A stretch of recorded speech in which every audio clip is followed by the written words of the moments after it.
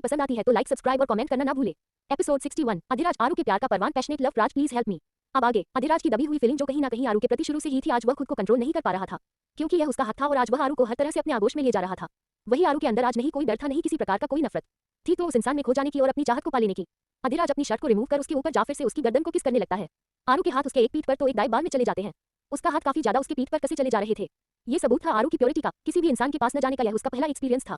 अधिराज उसके गर्दन को किस करते हुए उसके नाइट गाउन को नीचे उसे कंधे से सरका देता है और उसकी खुली गर्दन पर किस करने लगता है। गर्दन पर किस करते समय उसे अब और बर्दाश्त नहीं होता तो वह अभिराज को धक्का देने लगती है।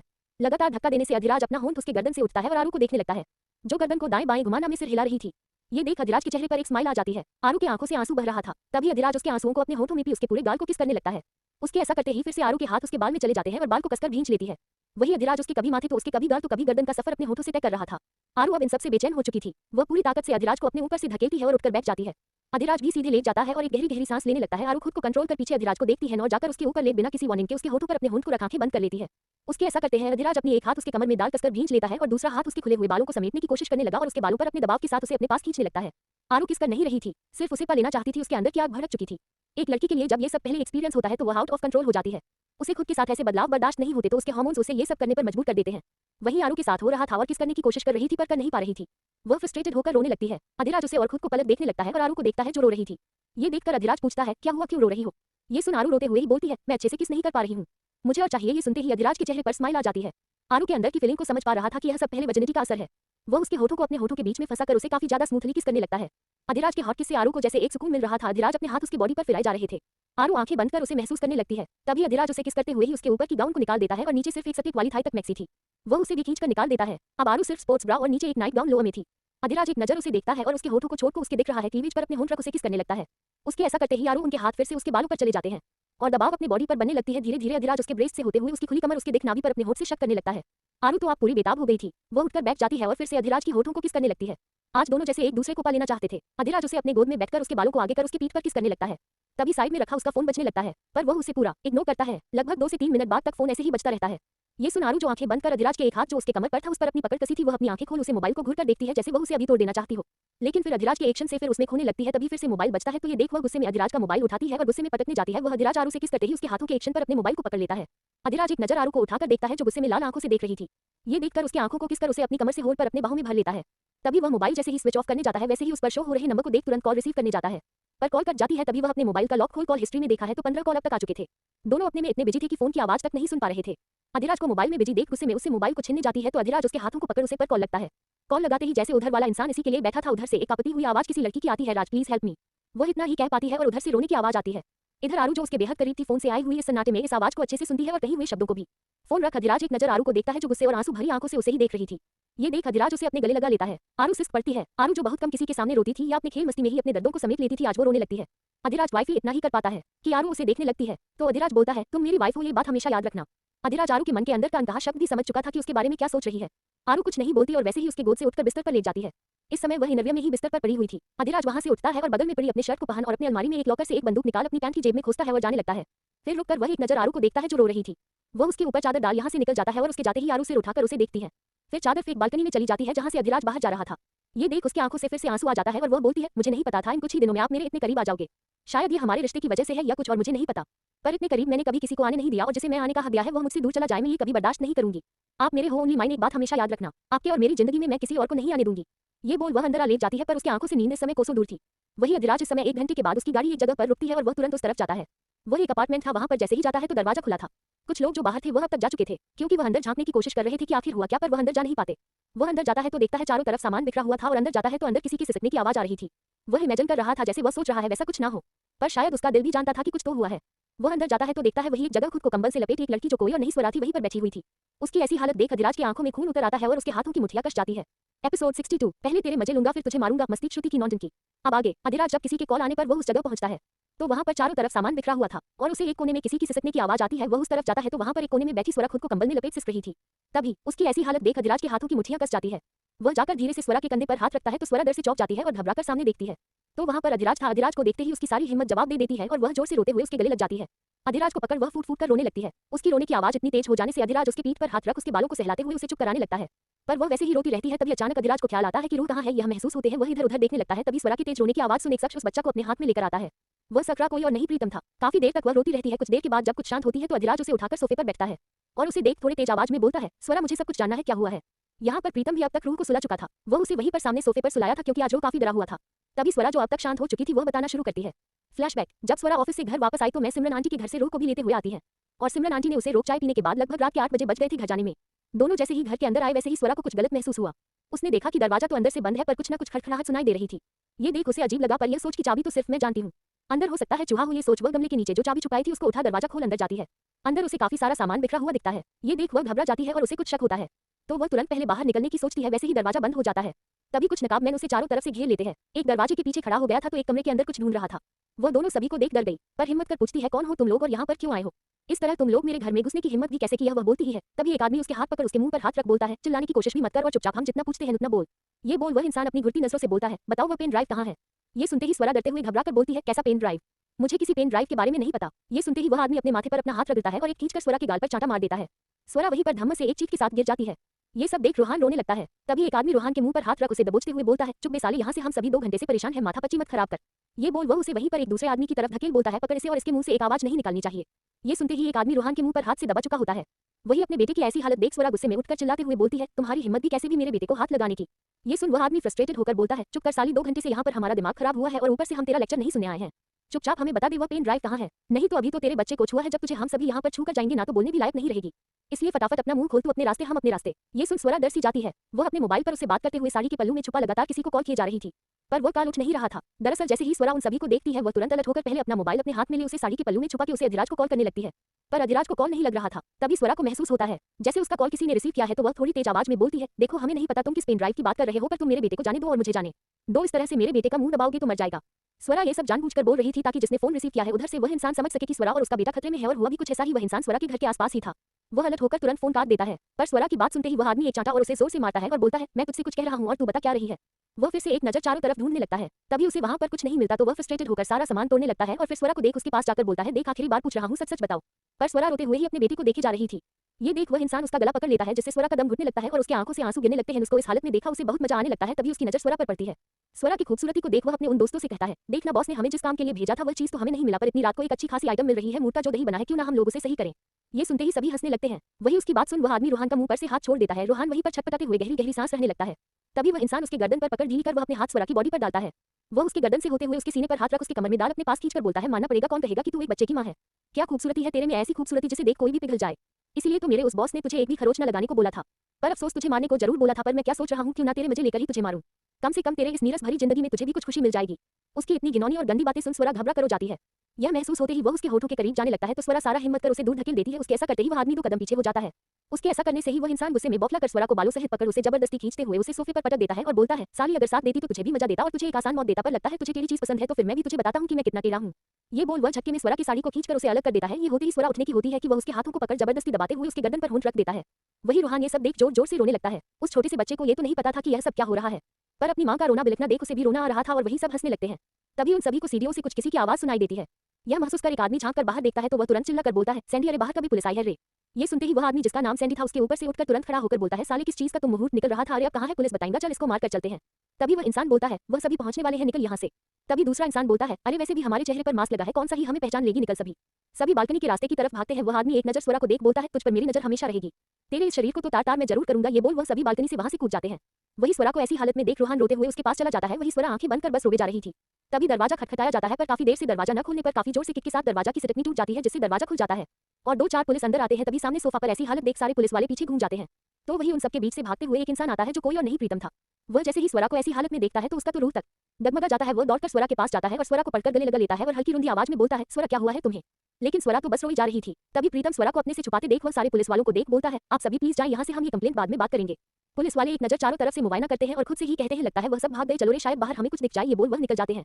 वही प्रीतम एक चादर से ढक देता है। वही रोहान के इतना तेज रोने से स्वरा खुद को संभालती है और प्रीतम से अलग होकर बोलती है, प्लीज रो को संभालो। ये सुनते ही प्रीतम तुरंत रो को अपनी गोदी में उठाकर उसे चुप कराने लगता है। आखिर था तो सिर्फ 4 से 5 साल का बच्चा। वह ऐसे हादसों से डर चुका था। वही उसके जाते ही स्वरा वही सोफे से धम्म से नीचे बैठ जाती है और खुद को ही समेट लेती है। तभी उसे उसका फोन गिरा हुआ दिखता है जो उसके चांटा मारने से गिर चुका था और धीरे से फोन उठाकर अपने कांपते हुए हाथों से फिर से फोन लगाती है तो अधिराज इस बार कॉल रिसीव कर लेता है। बड़ी मुश्किल से सिर्फ वह इतना ही बोल पाती है, please help me. Flashback and ये सब सुन अधिराज की आंखें लाल हो चुकी थी, वही प्रीतम की भी। प्रीतम अधिराज को बताता है कि वह कॉल उसे लग चुका था और उसी ने रिसीव किया था, इसलिए वह यहाँ पर कुछ गड़बड़ होने का सोच तुरंत पुलिस को लेते हुए आया था, क्योंकि वह ज्यादा दूर नहीं था। अधिराज फिलहाल में उसे कुछ नहीं पूछता और उठकर जाने लगता है तो स्वरा उसका हाथ पकड़ लेती है, तो अधिराज उसे देख बोलता है, मैं काफी लाता हूँ बनाकर, तुम शांत हो जाओ, मैं हूं ना यहाँ पर। ये सुन स्वरा नाम में सिर हिलाकर उसकी गोदी में अपना सिर रख लेती है, तो अधिराज सोफे पर ही बैठ उसकी सर को सहलाने लगता है। वही प्रीतम ये देख उठकर किचन की तरफ चला जाता है। आई वह 2 कॉफी बनाकर लाता है, तब तक स्वरा भी सो चुकी थी। ये देख अधिराज प्रीतम को इशारा करता है तो प्रीतम आगे बढ़कर स्वरा को अपनी गोद में उठाकर उसे कमरे में लेकर चला जाता है। वही अधिराज जो अब तक खुद को संभाले था, अब उसका गुस्सा अपने आप ही में नहीं रह जाता और वह उठकर खड़ा होता है और तुरंत किसी को कॉल लगता है। उधर से कॉल उठाते ही शिव जो कि सोया था वह उठते हुए बोलता है, क्या यार इतनी रात को भी चैन से सोने नहीं दे रहे हो? वह इतना ही का पता है कि अधिराज की उसे गुस्से भरी आवाज सुनाई देती है, मुझे स्वर के घर के चारों तरफ की सीसीटीवी कैमरा और सब कुछ चाहिए और वह भी सुबह होने तक इतना बोल फोन कर देता है। उसकी इतनी गुस्से से भरी आवाज सुन शिव की नींद तो गायब हो जाती है और वह उठकर बैठ जाता है और अपने पसीने पोंछते हुए बोलता है, इसकी आवाज तो ऐसी है कि खूंखार दरिंदा भी इसके आगे फीका पड़ जाए। ये बोल वह अपने लैपटॉप उठकर बैठ जाता है। वही धीरे धीरे सुबह हो जाती है। सब कोई अपनी रात की गहराई नींद से उठ चुका था, पर वही आरू के कमरे में आरू पूरे रात नहीं सोई थी। ऐसा पहली बार था जब वह इतनी रात तक जगी हुई थी। वह अभी भी अपने रूम में बैठ पर आंखें खोल लेटी हुई थी, तभी अचानक उसके ऊपर पानी का एक बौछार आता है। ये देख वह हड़बड़ा कर उठकर गाली देते हुए बोलती है, तेरी तो साली कौन है? ये बोल सामने देखती है तो सामने श्रुति को खड़ा देख वह दांत दिखा देती है। आरू दांत पीसते हुए अपने बगल में रखा पॉट खींचकर उसे मरती है, जिससे श्रुति बाल बाल खुद को बचाती है। तभी आरू एक पिलो खींचकर फिर से उसके ऊपर खींचकर मरती है, तो वह फिर से उससे बचने लगती है। आरू के हाथ में जो आ रहा था वह उसे मारे जा रही थी। वही श्रुति चिल्लाते हुए इधर उधर दौड़कर बोलती है, अरे यार तेरे अंदर कौन सी डायन घुस गई है जो तू मुझे नहीं पहचान रही है और क्यों मुझे परलोक सिधारना चाहती है?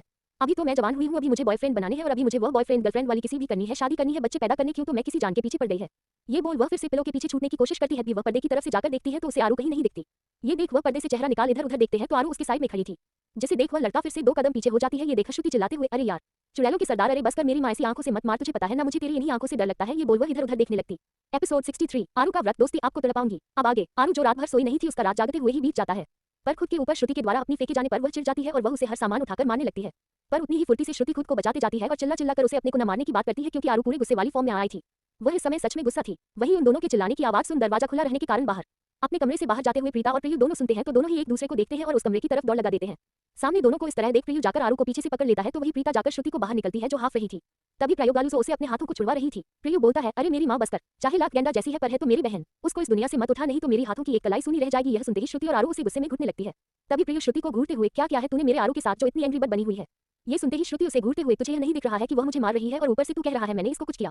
अरे मैं तो उसे रोज की तरह उठा रही थी, पर मुझे क्या पता था यह महारानी जाग रही है और इनका कहना है कि रात भर से जा रहे हैं।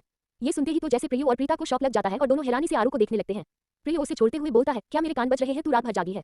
ये सुन आरू उसे गुस्से में घूरती है और उसे अपना हाथ छुड़ाकर बाथरूम की तरफ जाने लगती है और जाते हुए ही वह श्रुति के बाल पकड़कर खींचकर बाथरूम में भाग जाती है। श्रुति एक जोर से चीखती है जिसे देख प्रियु हंसने लगता है, पर तभी उसे याद आता है कि आरू रात भर जागी है। कुछ देर बाद दोनों वही बेड पर बैठ जाते हैं। वह आरू बाथरूम में नहा रही थी और शॉवर के नीचे खड़ी होकर पिछले रात हुई इंसिडेंट को सोच रही थी। उसकी आंखें इसमें लाल थी। वह खुद से बोलती है, आपको क्या लगता है मैं आपसे इतना ज्यादा इफेक्ट होगी? मैं भी आपको बताती हूँ, मिस्टर डेविल मुझे छोड़कर गए थे ना। आप खुद आपको अपने लिए नहीं तड़ पाया तो मेरा भी नाम आरू ग्रेवाल आई मीन आरू अधिराज सिंह राजावत नहीं। आज अनजाने में या जानकर आरू ने अधिराज के नाम से खुद को जोड़ दिया था। वही प्रीता आरू को घूरते हुए, तुम यहाँ पर क्या कर रहे हैं? तभी प्रियु प्रीता को देख चुहिया, मैं यहाँ पर अपनी आरू के लिए बैठा हूँ ताकि वह बाहर आए और उसके रात भर जागने का कारण पूछूं। कहीं ऐसा तो नहीं मेरे उसे राक्षस भाई ने उसे कोई चोट पहुंचाई है?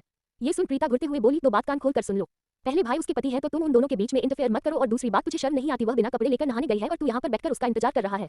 ये सुनते ही प्रियु की आंखें बड़ी हो जाती है और वह हकलाते हुए उठकर खड़ा होकर नीचे भाग जाता है।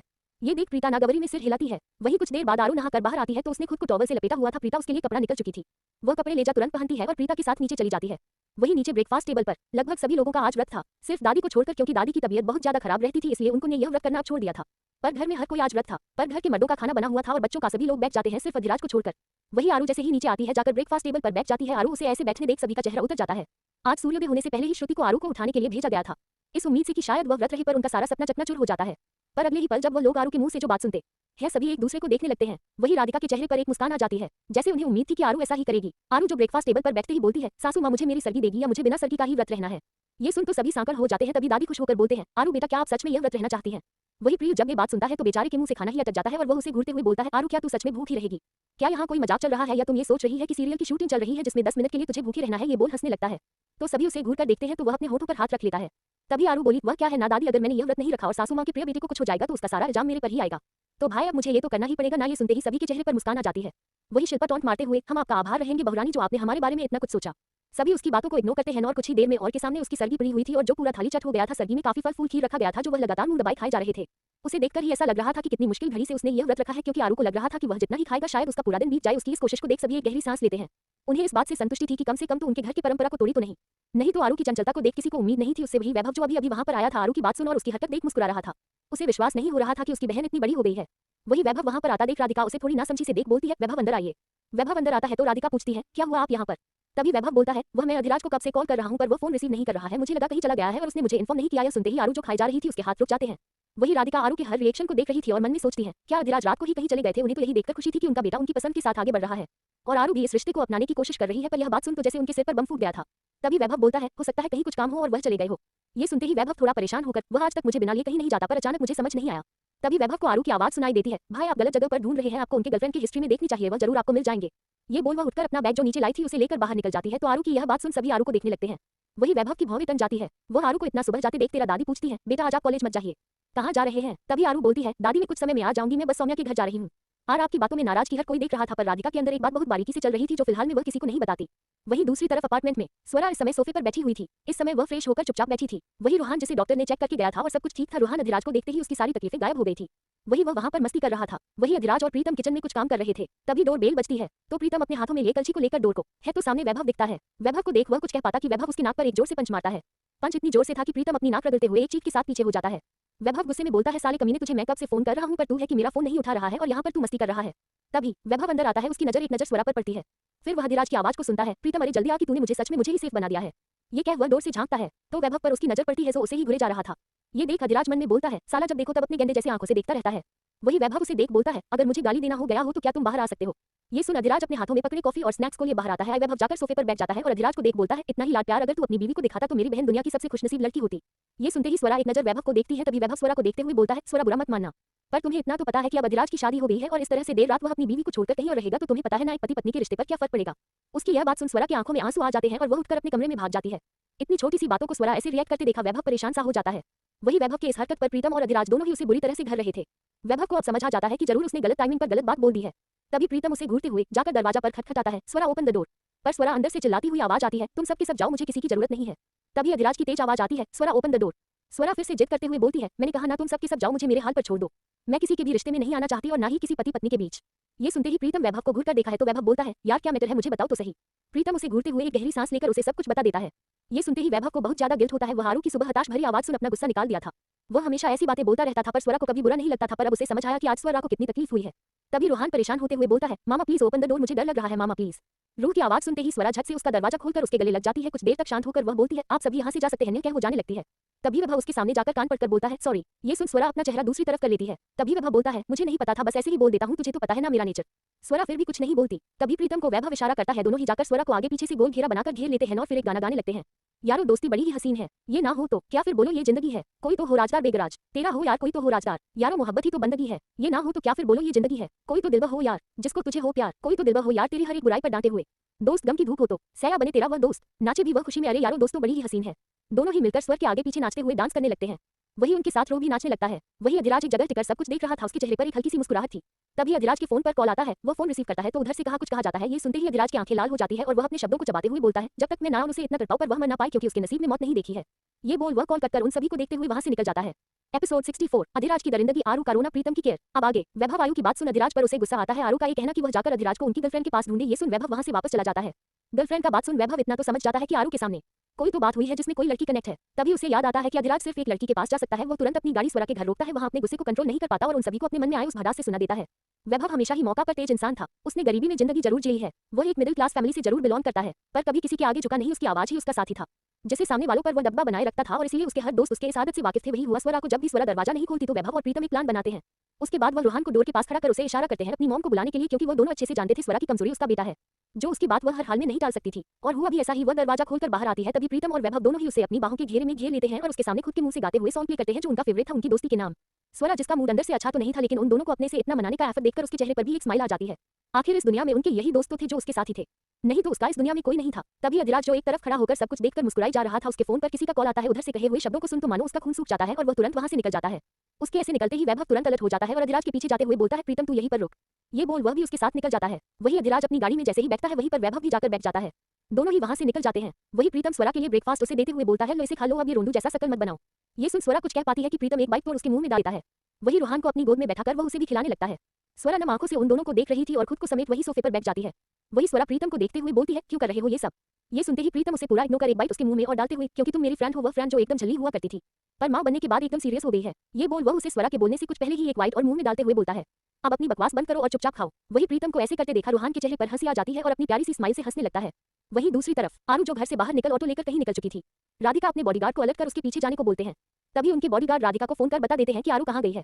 वही आरू जाकर सौम्या के दरवाजे का बेल बजाती है तो अंदर सौम्या दरवाजा खोलती है। ये देख आरू धड़धड़ाते हुए कमरे में जाकर सोफे पर पसर जाती है। ये देख सौम्या की आंखें छोटी हो जाती है। वही पूनम जी जो बैग लेकर कहीं जा रही थी आरू को इस तरह देख हैरान के साथ साथ खुश होते हुए बोलते हैं आरू बच्चा आप यहाँ अचानक। ये सुन आरू उठकर बैठते हुए बोलती है क्या आंटी आप चाहते हो कि मैं यहाँ ना आऊँ। ये सुनते ही पूनम मुस्कुराते हुए उसके सिर पर हाथ फेर बोलती है ऐसी बात नहीं बच्चा बस आप अचानक कैसे आ गई मैं इसलिए पूछ रही हूँ। तभी आरू उन्हें देख बोलती है आप कहीं जा रही है। तभी पूनम जी बोलती है वो दरअसल यहाँ पर एक पूजा है बस उसी में जा रही थी काफी क्लोज फ्रेंड है। आरू आप सौम्या के साथ रहिए मैं जा रही हूँ। आरू हाँ में सिर हिला देती है और वह चली जाती है। उनके जाते ही सौम्या उसे घूरकर सोफे पर बैठ बोलती है तुम अचानक यहाँ। आरू उसे आईब्रो उचका देखती है तो सौम्या घबराहट में बोलती है अरे मेरा मतलब अब तुम अपने ससुराल में रहती हो इस तरह से अचानक आना देख थोड़ी तो परेशान होंगे ना। और फिर वैसे भी क्या तुमने व्रत रखा है। ये सुनते ही आरू जो अब तक खुद को संभाल चुकी थी वह रोने लगती है। उसका रोना सुन सौम्या घबरा कर बोलती है क्या हुआ तुझे तो रो क्यों रही है। तभी आरू बोलती है यार मैं घर वालों के सामने बहुत बड़ा डायलॉग मार दिया कि मैं व्रत रहूंगी और सच बता रही हूँ कैसे रहूंगी। ये बात मुझे समझ नहीं आ रहा मेरा ये पेट वाला पेटुमल मुझे शांत रहने नहीं देता। आज तो वह जानबूझकर मुझे चिढ़ा रहा है कि तू भूखी रहेगी अब बताओ भला मैं कैसे बिन पानी रह सकती हूँ। ये सुन सौम्या एक बार उसे देखती है फिर मुस्कुराकर बोलती है अच्छा मुझे ये बताओ क्या तुमने यह व्रत किसी दूसरे के कहने पर रखा या खुद के लिए। ये सुनकर आरू मुंह बनाते हुए मैंने सासू माँ के लिए रखा ताकि उनको ये ना लगे कि मैं उनके बेटे को मारना चाहती हूँ। सौम्या उसे घूरते हुए क्या सच में। आरू तू मेरे सामने यहाँ झूठ बोलने की कोशिश भी मत कर क्योंकि मैं तुम्हें बहुत अच्छे से जानती हूँ। ये सुन आरू चुप हो जाती है और उठकर खड़ी होकर बाहर खिड़की की तरफ देखते हुए बोलती है न जाने क्यों बस दिल किया रह गई। फिर उसकी तरफ मुड़ते हुए अपने पेट पर हाथ रख कर आगे का क्या करूँ पूरा दिन कैसे बिताऊंगी। ये सुन सनाया मुस्कुराते हुए बस इतनी सी बात चल आज हम पूरा दिन कहीं घूमकर बिताते हैं। ये सुनकर आरू उसे देखते हुए तू भी तो व्रत होगी ना। ये सुन सौम्या बोलती है कि हाँ मैं भी व्रत हूँ। तभी आरू खुश होते हुए फिर चल मुझे लगा कि तू खाएगी और मैं तुझे देखेगी तो मेरा पेटुमल मुझे शांत नहीं रहने देगा। सौम्या ना में सिर हिलती है और मैसेज कर बाहर निकल जाती है। वहीं दूसरी तरफ अधिराज और वैभव की गाड़ी एक जंगल के रास्ते से होते हुए काफी अंदर घने जंगल से होते हुए उसकी गाड़ी एक लकड़ी की बनी कॉटेज पर जाती है और वहीं घर रुक जाती है। तभी बहुत सारे ब्लैक कलर के कपड़े पहने तुरंत उस गाड़ी के अंदर आते हैं और दरवाजा खोलते हैं। वही कॉटेज के अंदर एक आदमी की चीख निकल रही थी। उसकी हालत ऐसी थी कि वह न जाने कब से मरने की भीख मांग रहा था। फिर उसे शायद यमराज ने भी मौत भी नहीं लिखी थी। वही उसकी कुछ दूरी पर एक आदमी चेयर पर आराम से बैठकर चने खा रहा था और उन बॉडीगार्ड को देखते हुए बोलता है अबे सालो तुम्हें समझ नहीं आता कि इस तरह से शोर सुनकर मेरा दिमाग खराब हो रहा है। चुपचाप इसके मुंह पर टेप लगाओ उसके बाद तुम लोगों को जो भी मनमौजी करनी है करो। उसके ये आवाज सुनते हैं एक बड़ा सा टेप लाकर उसके मुंह पर सब चिपका देते हैं और उसे देखने लगते हैं। उस इंसान के अंदर दहशत फैल जाता है उन सभी की नजरों को देखकर। तभी वहां पर जूते की आवाज आती है। ये सुनते ही वह आदमी जो बैठकर चने खा रहा था वह बोरियत में कहता है लो सारा मनोरंजन खत्म आप सीधे टाइफिस। तभी दूर से अधिराज और वैभव दोनों अंदर आते हैं। अधिराज की नजर उस चेयर पर बैठे इंसान पर होते हुए पड़ती है पर वह इंसान टच से मश नहीं होता। तभी वैभव जाता है और एक लात मारकर उस इंसान को नीचे गिरा देता है। उसके ऐसा करते हैं वह इंसान सीधा धड़ाम से नीचे गिर जाता है। वही अधिराज जाकर उस चेयर पर उस इंसान के सामने बैठ जाता है। वही इंसान जो नीचे गिरा था वैभव को घूरते हुए बोलता है विभा डार्लिंग अगर तुम्हें मारना ही था तो अपने नाजुक पैरों को इतना भी कष्ट देने की क्या जरूरत है। ऐसा भी मैंने कौन सा गुनाह कर दिया था। ये बोल खुद को झाड़ते हुए उठकर खड़ा होकर वैभव के पास जाने लगता है तो वह उसे घूरकर बोलता है अपने नौटंकी और अपना ये लड़कों के भेष में छिपा लड़कियों वाला कांड अपने तक रखो मेरी तक नहीं। पर शिव कहाँ मानने वाला था। वह उसके पास जाता ही है कि उसे अधिराज का घुरती हुई नजर पड़ती है तो वह मुंह बनाकर खड़ा हो जाता है। वही वह आदमी जो अधिराज को देखता है तो उसकी डर से हालत खराब हो जाती है। अधिराज उसे देखते हुए अपने सिगरेट को जलाता है और अपने मुंह में डालकर लंबे लंबे कश लेने लगता है जैसे खुद को फिलहाल में शांत कर रहा हो। और ऐसा था भी वह सिगरेट पीकर खुद को शांत कर रहा था क्योंकि वह इंसान को देखते ही उसे मौत के घाट उतारना चाहता था पर अभी उसकी मौत नसीब नहीं थी। सिगरेट के 1 मिनट तक कश लेने के बाद वह उस इंसान की तरफ देखते हुए बोलता है चल बता किसके कहने पर तू आया था। आए ये सुनते ही वह शख्स कराते हुए बोलता है देखो मुझे जितना बोलना था मैंने बता दिया। मुझे सिर्फ एक नंबर से कॉल आया था और ऐसा करने को कहा गया था और मैं वही किया। ये सुनते ही अधिराज अपने पैर खींचकर उसके मुंह पर एक जोर से वार करता है जिससे उसे इंसान के नाक मुंह से खून निकल जाता है। अधिराज एक जोर उसके बालों को जोर से खींचते हुए बोलता है तुझे पता है मुझे ज्यादा बात करने वाले लोग और बात को घुमाने वाले लोग बिल्कुल भी नहीं पसंद इसलिए जितना तुझे पूछ रहा हूँ उतना जवाब दे। ये सुन वह इंसान रोते हुए नाम में सिर हिलाता है तो अधिराज का पारा हाई हो जाता है और वह उसके हाथों को इतनी जोर से मरोड़ता है कि उसकी हड्डी टूटने की आवाज आती है। वह सुनते ही वैभव अपनी आंखें बंद कर लेता है। उसे भले ही इतने साल से अधिराज के साथ रहते हो गया था पर अधिराज की इतनी ज्यादा दरिंदगी उसकी आंखों से कभी नहीं देखी जाती थी। तभी वैभव के कानों में किसी की आवाज आती है। उसके बगल में शिव उसे बोलता है आंखों से यह सारा दृश्य देखा नहीं जा रहा तो तुम कहो तो मैं तुम्हें बाहर ले चलूं। ये सुनते ही वह अपनी आंखें खोल उसे खोलकर देखता है और 2 कदम पीछे हो जाता है। ये देख उसका मुंह बन जाता है। वही अधिराज उस इंसान के जबड़े पर पैरों से मसलते हुए बोलता है तुझे पता है मुझे अपने फैमिली के पास भड़काने वाले लोग भी नहीं पसंद तो तूने तो मेरी फैमिली पर हाथ डाला तो सोच मैं तेरे साथ क्या करूंगा। अगर चाहता है कि मैं तुझे आसान मौत दूं तो जितना भी तुझे पता है सब बात प्यार से बता और नहीं तो एक जिल्लत भरी मौत मरने के लिए तू तैयार हो जा। वह इंसान जो जमीन पर तड़प रहा था वह हाँ में सिर हिलाता है तो अधिराज शिव की तरफ देखता है तो शिव सीधे शब्दों में बोलता है ना बाबा मैं ऐसी गंदगी छूकर अपने प्यारे हाथों को गंदा नहीं करना चाहता हूँ। अधिराज का गुस्सा बढ़ पाता कि वैभव उस इंसान को पकड़कर एक कुर्सी पर धम्म से बैठाकर एक रस्सी बांध देता है क्योंकि वह इंसान इतना घायल था कि वह लुढ़क रहा था। तभी अधिराज बोलता है तो तेरा नाम सैंडी है। वह इंसान अपने खून भरी मुंह से हाँ में सिर हिलाकर हाँ बोलता है। तभी वह आदमी सब कुछ उसे बताने लगता है जिसे वहां खड़े सभी लोग सुन रहे थे। सब कुछ बताने के बाद वह शख्स बोलता है क्या तुम मुझे छोड़ दोगे। उसका इतना ही बोलना ही था कि अधिराज वहां से उठते हुए बोलता है इसे फ्री कर दो और इसे 901 क्षेत्र में से जाने दो। ये बोल वह बाहर चला जाता है। वही उनके गार्ड चेहरे पर स्माइल आ जाती है और वह उसे पकड़कर उठा लेते हैं। वह चिल्लाता रहता है पर कोई फायदा नहीं। अधिराज के बाहर निकलते ही एक तेज चीख से बाहर आता है और कुछ ही देर में वह चीखा बंद हो जाती है। एपिसोड 65 करवा चौथ आरू की खूबसूरती डेविल गिरी छोड़ रोमियो बन जाएगा। अब आगे अब तक हमने देखा कि स्वरा के घर में घुसने वाला इंसान जो कोई और नहीं सैंडी था उसे एक बुरी मौत अधिराज देता है। आखिर कौन था सैंडी, क्यों स्वरा के घर में गया था, उसका अधिराज से क्या लेना देना था, सब कुछ अभी एक राज की तरह दफन था। वहीं दूसरी तरफ आरू जो सौम्या के साथ शॉपिंग जाने पर बहुत खुश थी अब उतनी ही वह गुस्से में सौम्या को घूरे जा रही थी। तभी उसके ऊपर हंसते हुए श्रुति बोलती है क्या हुआ लालची गलूक्स औरत, शॉपिंग के नाम पर तो बड़ी फुदक रही थी, अब हुआ ना तेरा हालत बेहाल। सौम्या जिसने सारे मेंबर को बुला चुकी थी क्योंकि वह जानती थी वह अकेला ही आरू के गुस्से को सहन नहीं करना चाहती थी, इसलिए उसने सभी को वहां पर बुला लिया था। वही शिवम वहां पर आते हुए बोलता है, अगर तेरे से यह व्रत रखा नहीं जा रहा तो क्यों ही रख रही है, चल छोड़ना, चल बैठ के मजे से गोलगप्पे खाते हैं, किसी को कहाँ ही पता चलेगा कि हम क्या खा रहे हैं। तभी उसकी बात सुन आरू दांत पीसते हुए बोलती है, लगता है तू मेरे हाथ से चपेट खाना चाहता है, इसलिए अपनी बकवास बंद कर और सौम्या की तरफ घूमते हुए, और तुझे जब पता था कि ऐसे घूमने पर और भी ज्यादा प्यास लग सकती है तो तूने मुझे यहाँ पर लाया भी क्यों। ये सुन सौम्या उसे घूरते हुए, मैं तेरा यहाँ पर माइंड डाइवर्ट करने के लिए लाई थी, फिर मुझे क्या पता था कि तू यहाँ पर जाकर कपड़े लेने की बजाय तेरा ध्यान खाने वाली चीजों ही ज्यादा ही जाएगा। तभी बरखा दो कपड़े लाकर उसके सामने दिखाते हुए बोलती है, ये देख क्या ये ठीक है। ये बोल उसे दिखती है तो आरू का मुंह बन जाता है। उसका मुंह बना देख पीछे से प्रियो आरू की कमर में हाथ डाल उसके कंधे पर सर रख बोलता है, मोटी तू इसको पहन तो बहुत ज्यादा सेक्सी लगेगी, और मेरे भाई वह तो तुझे देखते ही फ्लैट हो जाएगा। अपनी डेविलगिरी छोड़, वह तेरे पीछे रोमियो बना फिरा रहेगा। ये सुन आरू उसे घूरती है, फिर सबकी तरफ देख बोलती है, क्या तू सच कह रहा है, इसे पहनने से तेरा भाई मेरे आगे पीछे घूमेगा। ये सुनते ही प्रियांशु छोटू सा मुंह बनाकर उसे छोड़ हाँ में सिर हिलाता है। तभी वह साड़ी जो फिलहाल में बरखा के हाथों में थी उसे अपने हाथों में लेकर बोलती है, तो फिर डन, शाम को मैं यही पहनने वाली हूँ। पर एक बात कान खोलकर तुम सब सुन लो, अगर वह मेरी तरफ अट्रैक्ट नहीं हुआ तो फिर अगली सुबह तुम लोग का जो मैं भरता बनाऊंगी ना, उसका स्वाद तुम सभी चखना। ये बोल वह वहां से साड़ी लेकर चली जाती है। सभी एक दूसरे का मुंह बनाकर देखते हैं तो शिवम बोलता है, ये तो वही हुआ, आजा बेल मुझे मार। सभी सौम्या उसके सिर पर मारते हुए, आ बेल मुझे मार। ये सुनते ही शिवम अपने सर को सहलाकर उसे घूरते हुए बोलता है, तुम सब समझ गए ना, तो बस वही कह रहा था। जब राधिका को पता चला कि श्रुति भी आरू के पास जा रही है तो उसने श्रुति को आरू के लिए एक बढ़िया सा करवा चौथ के लिए खरीदने को बोला था। तो श्रुति ने उन्हें अपनी आंखें टिमटिमाते हुए बोलती है, पर बड़ी माँ मेरे पास तो पैसे ही नहीं है। ये सुनते ही एक गोल्ड कार्ड राधिका जी उसे देते हुए बोलते हैं, उसे शॉपिंग करा देना। तभी पीछे से प्रियांशु उसे कार्ड को छीनते हुए बोलता है, चल श्रुति आज तो हमारी चांदी ही चांदी है, भर भर कर हम सभी शॉपिंग करेंगे। यह वो दोनों चले जाते हैं और राधिका उन्हें घुरती ही रह जाती है। वही राधिका उन दोनों के चले जाने के बाद बरखा को कॉल कर बोल देती है खरीदने के लिए, क्योंकि वह जानती थी श्रुति और प्रियु की क्या चॉइस है, वह दोनों बेघर के कपड़े ही खरीदेंगे। वही दूसरी तरफ रिया भी आज फास्ट थी। अब ये कहना गलत नहीं होगा कि वह फास्ट थी, यह कहना गलत नहीं होगा कि उसे जबरदस्ती रखवाया गया था श्वेता जी की यह कहने पर कि वह ये फास्ट रखे, क्योंकि यह एक बहुत अहम फास्ट होता है। ये सुन रिया का तो साफ मना करने का दिल किया, पर वह श्वेता जी की इतनी प्यारी भरी ममता जो वह उसके ऊपर लुटाती थी वह उन्हें मना नहीं कर पाए, क्योंकि कहीं ना कहीं ये सच था, जो प्यार और ममता वह राधिका से उम्मीद करती थी वह प्यार और ममता आज उन्हें श्वेता दे रही थी। बस उन्हीं के कारण वह आज फास्ट थी। तभी सुरभि रिया के पास एक बड़ा सा बैग रखते हुए बोलती है, रिया यह आपके लिए। ये सुन रिया हैरान होते हुए बोलती है, यह क्या है। तभी श्वेता बोलती है, यह आपके लिए आपके शाम का कपड़ा है जो आप पहनेगी पूजा के वक्त। ये सुन रिया कुछ नहीं कहती और वह कपड़े ले लेती है। वह अपने कमरे में जाती है तो उस कपड़े को बिस्तर पर जोर से पटक देती है और बैग पर बैग गुस्से में बोलती है, मुझे समझ नहीं आ रहा, मैं यहाँ से निकलना चाहती हूँ तो मैं यहाँ पर फंसती क्यों चली जा रही हूँ। और फिर उसका कपड़े को देखते हुए बोलती है, मैं इस रिश्ते से जल्द आजाद होगी, क्योंकि मैं ज्यादा देर तक ये नाटक नहीं कर पाऊंगी। तभी वह अपने फोन से किसी को कॉल करती है। फोन एक बार में तो नहीं उठता, पर वह अपना फोन फिर से लगाती है। तभी उधर से कोई कॉल उठाता है तो रिया बोलती है, मुझे उससे मिलना है, तुम यहाँ पर आ जाओ। तभी उधर से कुछ कहा जाता है तो वह आंखें फोन कर बैग बोलती है, आप सभी ने मुझे मेरा सब कुछ छीना और मैं आप सभी को बताऊंगी कि मैं क्या कर सकती हूँ। वही रात हो चली थी, शाम के 7 बज चुके थे। राजावत हाउस में आज ऐसा लग रहा था जैसे दिवाली है। आज घर काफी अच्छे से डेकोरेट था, हर जगह काफी खूबसूरती से फूलों को लगाया गया था। बाहर के एरिया में एक बड़ा सा चौपाल बनाया गया था और वहां पर आज बहुत सारी औरतें थी। दरअसल हर साल ऐसा होता था, अगल बगल के लोग भी राजावत हाउस में आज के दिन पूजा करने के लिए एक साथ आते थे। वैसे भी करवा चौथ का व्रत एक ऐसा व्रत होता है जिसमें कि जितने लोग एक साथ पूजा करें उतना ही इस पूजा का महत्व बढ़ता है और साथ में एक दूसरे के साथ सहभागी बन पूजा करते हैं। आज के दिन हर कोई जितना हो सके उतना सच सवर कर ही आता था। आज शाम को राजावत परिवार से ही हर महिला और हर उसे इंसान के लिए खाने की भी व्यवस्था की जाती थी, जो पूरी सफाई और शुद्धता को ध्यान में रखते हुए की जाती थी। एक तरफ घर के मास्टर सेफ सभी के लिए डिनर बना रहे थे तो वही घर की ओर की सभी तैयार हो रही थी। वही आरू प्रीता के रूम में मुंह बनाकर बैठी हुई थी। उसने पूरा दिन खुद को कैसे कंट्रोल किया था ये तो वही जानती थी। वही प्रीता भी एक सूट कैरी करती है तो वही श्रुति ने अपने लिए एक शर्ट और जींस कैरी किया हुआ था। वही प्रियांशु एक कुर्ता पजामा पहन उस रूम में आकर चारों तरफ घूमकर देखते हुए बोलता है, वैसे मैं दिखने में कैसा लग रहा हूँ। ये सुन आरू प्रियांशु को देखते हुए, बिल्कुल मेढक के बच्चे की तरह तू लग रहा है। ये सुन प्रियांशु उसे घूर कर देख बोलता है, भूखी तू है तो सारा जहर मेरे ऊपर क्यों उगल रही है, और शादी कर और व्रत रख, मेरे साथ शादी करती तो जिंदगी की सारी खुशी तुझे मिलती। अरे आज तेरे जगह ये व्रत में किया होता। ये सुन आरू अपने बगल में पड़ी हुई तकिया को उसके ऊपर जोर से फेंकती है। वह तकिया जाकर प्रियांशु के बालों पर लगती है, उसका बाल बिखर जाता है और वह चिढ़कर गुस्से में उसका बाल नोचने को जाता है, पर कुछ सोच रखकर 2 कदम पीछे होकर बोलता है, आज तुझे छोड़ रहा हूँ क्योंकि तू व्रत है, देखना कल तेरे साथ क्या करता हूँ। ये सुन आरू मुंह बनाकर बोलती है, ज्यादा धमकी किसी और को देना। वहीं उन सबको ऐसे लड़ाई करते देख वहां पर पूजा अंदर आती है और आरू को अभी तक ऐसे बैठे देख बोलती है, आरू अभी तक आप तैयार नहीं हुई। सभी की नजर पूजा पर जाती है तो सभी उसे देखते रह जाते हैं। तभी श्रुति बोलती है, हाय मेरी अम्मा, नजर ना लगे तुमको तो देखकर कोई कह नहीं सकता मुझ जैसी खूबसूरत सी बला तुम्हारी बेटी है। अरे क्या हॉट और सेक्सी लग रही है, क्या फिर से मेरे पापा को अपने आगे पीछे नचाना चाहती हो या विचार कुछ और है। ये बोल कंधे से कंधे उसकी टकराती है। ये सुन पूजा थोड़ी शर्मा जाती है, फिर उसे घूरते हुए बोलती है, क्या तुमने मेरा मजाक उड़ाया। ये सुन प्रियो अपनी चाची का हाथ पकड़ते ही बोलता है, अब भला मजाक वाली इसमें कौन सी बात हुई, क्या आपको अपनी खूबसूरती पर डाउट है। ये सब सुन पूजा बोलती है, नो डाउट, जब मेरे बच्चे इतने खूबसूरत हैं जो बिल्कुल मेरे पर ही पड़े हैं। तभी पीछे से अजीत हंसते हुए बोलते हैं, अजी सुनती हो। तभी पूजा उनकी तरफ देखती है तो अजीत पूजा को देखते ही रह जाते हैं।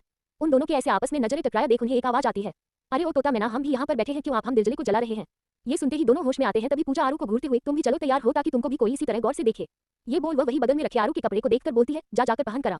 आरू कुछ नहीं बोलती और मुंह बनाकर चली जाती है। वही अभी भी आईने में प्रियांशु अपने बाल बना रहा था। ये देख पूजा उसके कान खींचते हुए बोलती है, बेशर्म तू बड़ा हो गया है और बात भी साथ साथ तुझे ये भी नहीं पता कि तुझे ऐसी लड़कियों के कमरे में नहीं आनी चाहिए। ये कहते ही उसके कान खींचकर उसको बाहर निकाल देती है। तभी प्रियांशु अपने कान से हिलाते हुए, चाचा नॉट फेयर, ये तो गलत बात है। तभी पीछे से अजीत उसके कंधे पर हाथ रख बोलते हैं, बरखुदार बात तो सही कहा उन्होंने, चलिए हम जरा नीचे का मक्का मुआयना करके आते हैं। तभी प्रियांशु उनके हाथ हटाते हुए बोलता है, चाचू मुझे अपने बड़ी के पास रहना है। ये सुन अजित उसे खींचते हुए बोलता है, नीचे खूबसूरत बलाई खड़ी है, उन्हें देखने के बजाय क्या किसी पे चेहरा देखना चाहते हो। ये सुनते ही प्रियांशु के चेहरे पर एक स्माइल आ जाती है और वह कूदते हुए बोलता है, यह मेरे दिमाग में क्यों नहीं आया। ये बोल चला जाता है। वही आदित्य जो अपने कमरे से बाहर निकल रहा था, ये सुन वह चाचा को देखकर बोलता है, अगर आपकी यह बात मैं चाची को बता दिया ना तो पक्का सुबह आप चलने लायक नहीं बचोगे। ये सुनते ही प्रियांशु और अजीत दोनों एक दूसरे को देखते हैं और तुरंत दोनों तरफ से आदित्य का हाथ पकड़ते हुए, अब हम पकड़े जाएंगे तो भला तुम्हें कैसे छोड़े। वही कुछ घंटे बाद बाहर रचना जी भी वहां पर आ जाते हैं। उनका भी हर साल करवा चौथ वहीं पर बीतता था। कुछ देर बाद सभी साज श्रृंगार के साथ वहां पर पहुंच जाते हैं। उनके साथ साथ उनके पति भी। दादी भी आज हल्की मैरून कलर की जॉर्जेट साड़ी पहनी हुई थी। भले ही वह व्रत नहीं थी पर अपनी सुहागन के रूप में तैयार थी। वही राधिका, उसने आज लाल कलर की साड़ी पहनी हुई थी जिस पर मांग में सिंदूर, बालों का जुड़ा बनाकर गले में एक बहुत खूबसूरत सा डायमंड सेट उसके गले में था। वही हाथों में भारी चूड़ियां। आज राधिका का भी लुक कुछ अलग था। वही उनके बगल में विक्रम जी एक मेहरून कलर का कुर्ता पजामा पहना हुआ था। वही शिल्पा भी कुछ काम नहीं थी। उसने भी धानी रंग की साड़ी को जो काफी ज्यादा वर्क वाला था उसे पहना था। खूबसूरत तो वह भी बहुत लग रही थी। साथ में अमन जिसने ग्रीन कलर का कुर्ता पजामा पहना था क्योंकि शिल्पा उसे अपने कॉम्बिनेशन का कपड़ा जबरदस्ती पहनती है। वही पूजा, उसने हल्की नीली कलर की बेहद खूबसूरत से एम्ब्रॉयडरी वाली साड़ी पहनी थी जिस पर उसने बहुत खूबसूरती सा अपना श्रृंगार किया था। पूजा बहुत ज्यादा उम्र की नहीं थी। वह 40 की उम्र में भी बहुत कम लगती थी। वही प्रीता, श्रुति दोनों ही आंसू को पकड़कर नीचे ला रहे थे क्योंकि वह ऐसी साड़ी में ज्यादा चल नहीं पा रही थी, इसलिए दोनों संभाल कर उसे बाहर ला रहे थे। सभी उस तरफ देखते हैं तो सभी की नजर आरू पर ही टिक जाती है। बेहद बला की खूबसूरत लग रही थी। मैरून कलर की डार्क साड़ी जिस पर व्हाइट कुंदन मोती का वर्क किया गया था। ब्लाउज मैरून कलर में ही स्लीवलेस ब्लाउज था जिस पर उसने अपना एक मंगलसूत्र पहना था। वही बालों को खुला छोड़ा, मांग में भरा हुआ सिंदूर, हाथों में भरी हुई चूड़ियां, होठों पर मैरून कलर की लिपस्टिक, चेहरे पर कोई मेकअप नहीं, फिर भी बेहद खूबसूरत लग रही थी। रचना की नजर जब अपनी बेटी पर जाती है तो वह उसे देख अपने मन में बोलती है, मेरी बच्ची आज कितनी खूबसूरत लग रही है। वही अमित उसके कंधे पर हाथ रख देते हैं। वही प्रियो आदित्य से बोलता है, भाई ये हमारी आरू ही है ना। ये सुन आदित्य उसके सिर पर मारते हुए, भाभी है वो तेरे प्रियो का मुंह बन जाता है। सभी की नजर उस पर थी। कुछ लोगों में तो आपस में बात ही होने लगा था कि यह है कौन, पर कुछ लोग का यही कहना था जब इसका पति आएगा तो खुद ही पता चल जाएगा कि यह कौन है। वही राधिका की आंखें छोटी हो जाती है। वो पूजा की तरफ देखती है तो पूजा बोलती है, भाभी वह हार मैंने उसे पहनाया था पर उसे काफी इचिंग होने लगी थी, उसके गले पर निशान पड़ने लगे थे। राधिका कुछ नहीं कहती। वही राधिका किसी को कॉल लगाती है। कुछ देर बाद सारे कार्यक्रम शुरू हो जाते हैं। चांद भी निकल जाता है और सभी एक ग्रुप में बैठकर अपना पूजा शुरू करते हैं। वही आरू भी पूजा शुरू कर रही थी पर बार बार अपनी नजरें इधर उधर कर देख रही थी। कुछ देर बाद करवा माता का पूजा करने के बाद सभी अपने चांद को अर्घ्य देते हैं। उसके बाद चांद को छन्नी में देख सभी अपने पति का चेहरा देख पानी पीकर यह व्रत तोड़ते हैं। सभी अपना व्रत तोड़ लेते हैं पर सबकी नजर इस समय आरू पर टिकी थी क्योंकि आरू अपना थाल पकड़े वैसे ही खड़ी थी। अधिराज नहीं आया था, ये देख सभी आपस में बात करने लगे। एपिसोड 66 अधिराज का आरू को गिफ्ट देना। अधिराज आरू लव मोमेंट किस करवा चौथ। अब आगे करवा चौथ का पूजा लगभग सभी लोग कर चुके थे। वही आरू जो अपनी पूजा की थाल लिए खड़ी थी। हर औरत की नजर उसी पर थी। सभी इस खूबसूरत से लड़की के हस्बैंड को देखना चाहते थे और सबसे बड़ी बात की वही एक दूसरे से बात कर रहे थे, कैसा आदमी है जो इतनी प्यारी सी लड़की को ऐसे ही खड़ा छोड़ा है। पर कुछ लोग, अरे हो सकता है वह इसमें इंटरेस्ट ही ना हो, तभी तो भला करवा चौथ कौन सा ही पति अपने पत्नी को छोड़ता है। सब लोग अपने अपने हिसाब से अपनी बातें कर रहे थे और आरू जो कब से ये सुन रही थी वह अपने बगल में खड़े आदित्य को घूरकर बोलती है, भाई क्या आपने उन्हें बताया है कि यहाँ पर पूजा है। उसकी इतनी कठोर आवाज सुन आदित्य हाथ बढ़ाते हुए, बहना बड़ी माँ ने उन्हें कॉल किया था, मुझे लगता है थोड़ी देर में आते ही होंगे। ये सुन आरू अपनी थाली पकड़ एक जगह बैठने को जाती है तभी फिर से एक औरत की आवाज सुनाई देती है, अरे मुझे नहीं लगता इसका पति आने भी वाला है, लगता है कि आज यह ऐसे ही भूखी रहेगी। ये वो औरत थी जो कब से आरू की खूबसूरती से जल रही थी। ये सुन आरू बोलती है, वो क्या है ना, मेकअप से पुती आंटी जी सबके चांद घर पर बैठे होते हैं, पर मेरी जो स्पेशल चांद है ना, उन्हें दुनिया की बहुत सारा काम होता है और वह आप सभी के सामने नहीं आना चाहते। क्या है ना, हर कोई अगर देखेगा तो उन्हें नजर लग जाएगी। उसका ये बोलना उस औरत को चिढ़ा देता है। पहली बात वह मात्र 30 साल की थी जिसे आरू आंटी बोल रही थी और दूसरा बात आरू का इस तरह बोलना उसका और ज्यादा उसको चिढ़ा देता है। तभी वह लड़की जिसका नाम रूबी था वह बोलती है, बस भी करो, किसी को दिखाना नहीं चाहती हो, ये कहो ना कि तुम्हारा पति देखने लायक ही नहीं है इसलिए तुम उसे बाद में आने का बोली हो, या फिर यह हो सकता है कि तुम्हारा पति खुद ही किसी के सामने नहीं आना चाहता हो। ये सुन आरू उसे घूरने लगती है। दरअसल आरू की आइडेंटिटी छुपी हुई थी, किसी को नहीं पता था कि वह राधिका की बहू या अधिराज की वाइफ है। क्योंकि इस बात को छुपाया गया था सभी को यही लग रहा था जैसे वह सभी यहाँ पर आए हैं वैसे ही आरू भी यहाँ पर बुलाई गई है। उन सबकी आपस में बहस सुन राधिका सबको देख बोलती है, मेरे लिए सारे मेहमान मायने रखते हैं और आरू मेरे घर की बच्ची है, उसके बारे में कोई अनाप शनाप बोले मुझे बिल्कुल बर्दाश्त नहीं। ये कह वो रूबी को देखते हैं तो वह अपना चेहरा नीचे कर लेती है। तभी दादी भी बोलती है, अब मेरे हिसाब से आप सभी जाकर अपना डिनर करें, उसके बाद पूजा बाकी जिसका है वह अपना बाद में भी कर सकता है। सभी कुछ नहीं बोलते हैं और उधर ही एक साइड में लगे जाकर अपना डिनर करने लगते हैं और अपने अपने पतियों के साथ बैठ अपना करवा चौथ का पर्व पूरा करते हैं। वही आरू की आंखें हल्की सी नम थी। वही उनके पास रचना आते हुए बोलती है, बच्चा। रचना को देखते ही आरू अपनी थाल अपने बगल में खड़ी प्रीता को देखकर उनके गले लग जाती है। रचना जी भी उसके गले लग जाती है। रचना जी उसकी पीठ पर हाथ रख देती है और सहलाते हुए बोलते हैं, मेरा बच्चा। वही आरू अपनी आंखों की नमी छुपाती है तो रचना जी उसे अपने से दूर कर उसके चेहरे पर हाथ रख बोलती है, हमें तो नहीं पता था आप इतनी सुंदर लगेगी, आज आप बहुत सुंदर लग रहे हैं, आपको किसी की नजर ना लगे। ये बोल अपना काला टीका उसके कान के पीछे लगा देती है। वही आरू उन्हें देख थोड़ी नाक के अंदाज में, अब आपकी बेटी हूं तो सुंदर तो लगना ही था, अब भला मैं सुंदर नहीं लगूंगी तो क्या बगल की पड़ोसन लगेगी। यह सुन रचना मुस्कुरा देती है। तभी रचना बोलती है, बेटा आप अपनी। वो इतना ही कह पाती है कि आरू बेफिक्र से बोलती है, आपको पता है माँ, मुझे तो बिलीव नहीं हो रहा है, मैं सच में, मुझे थोड़ा सा भी भूख नहीं लगा है। आज पूरा दिन व्रत रहने के बाद मुझे ऐसा फील हो रहा है कि मुझे हफ्ते में एक बार तो व्रत रहना चाहिए, इससे मेरा एक तरह का एक्सरसाइज भी हो जाएगा और शरीर भी फिट रहेगी। रचना जी उसकी आंखों में देखती है, आज उनकी बेटी बहुत बड़ी दिख रही थी जो बातें छुपाने की भी कोशिश कर रही थी।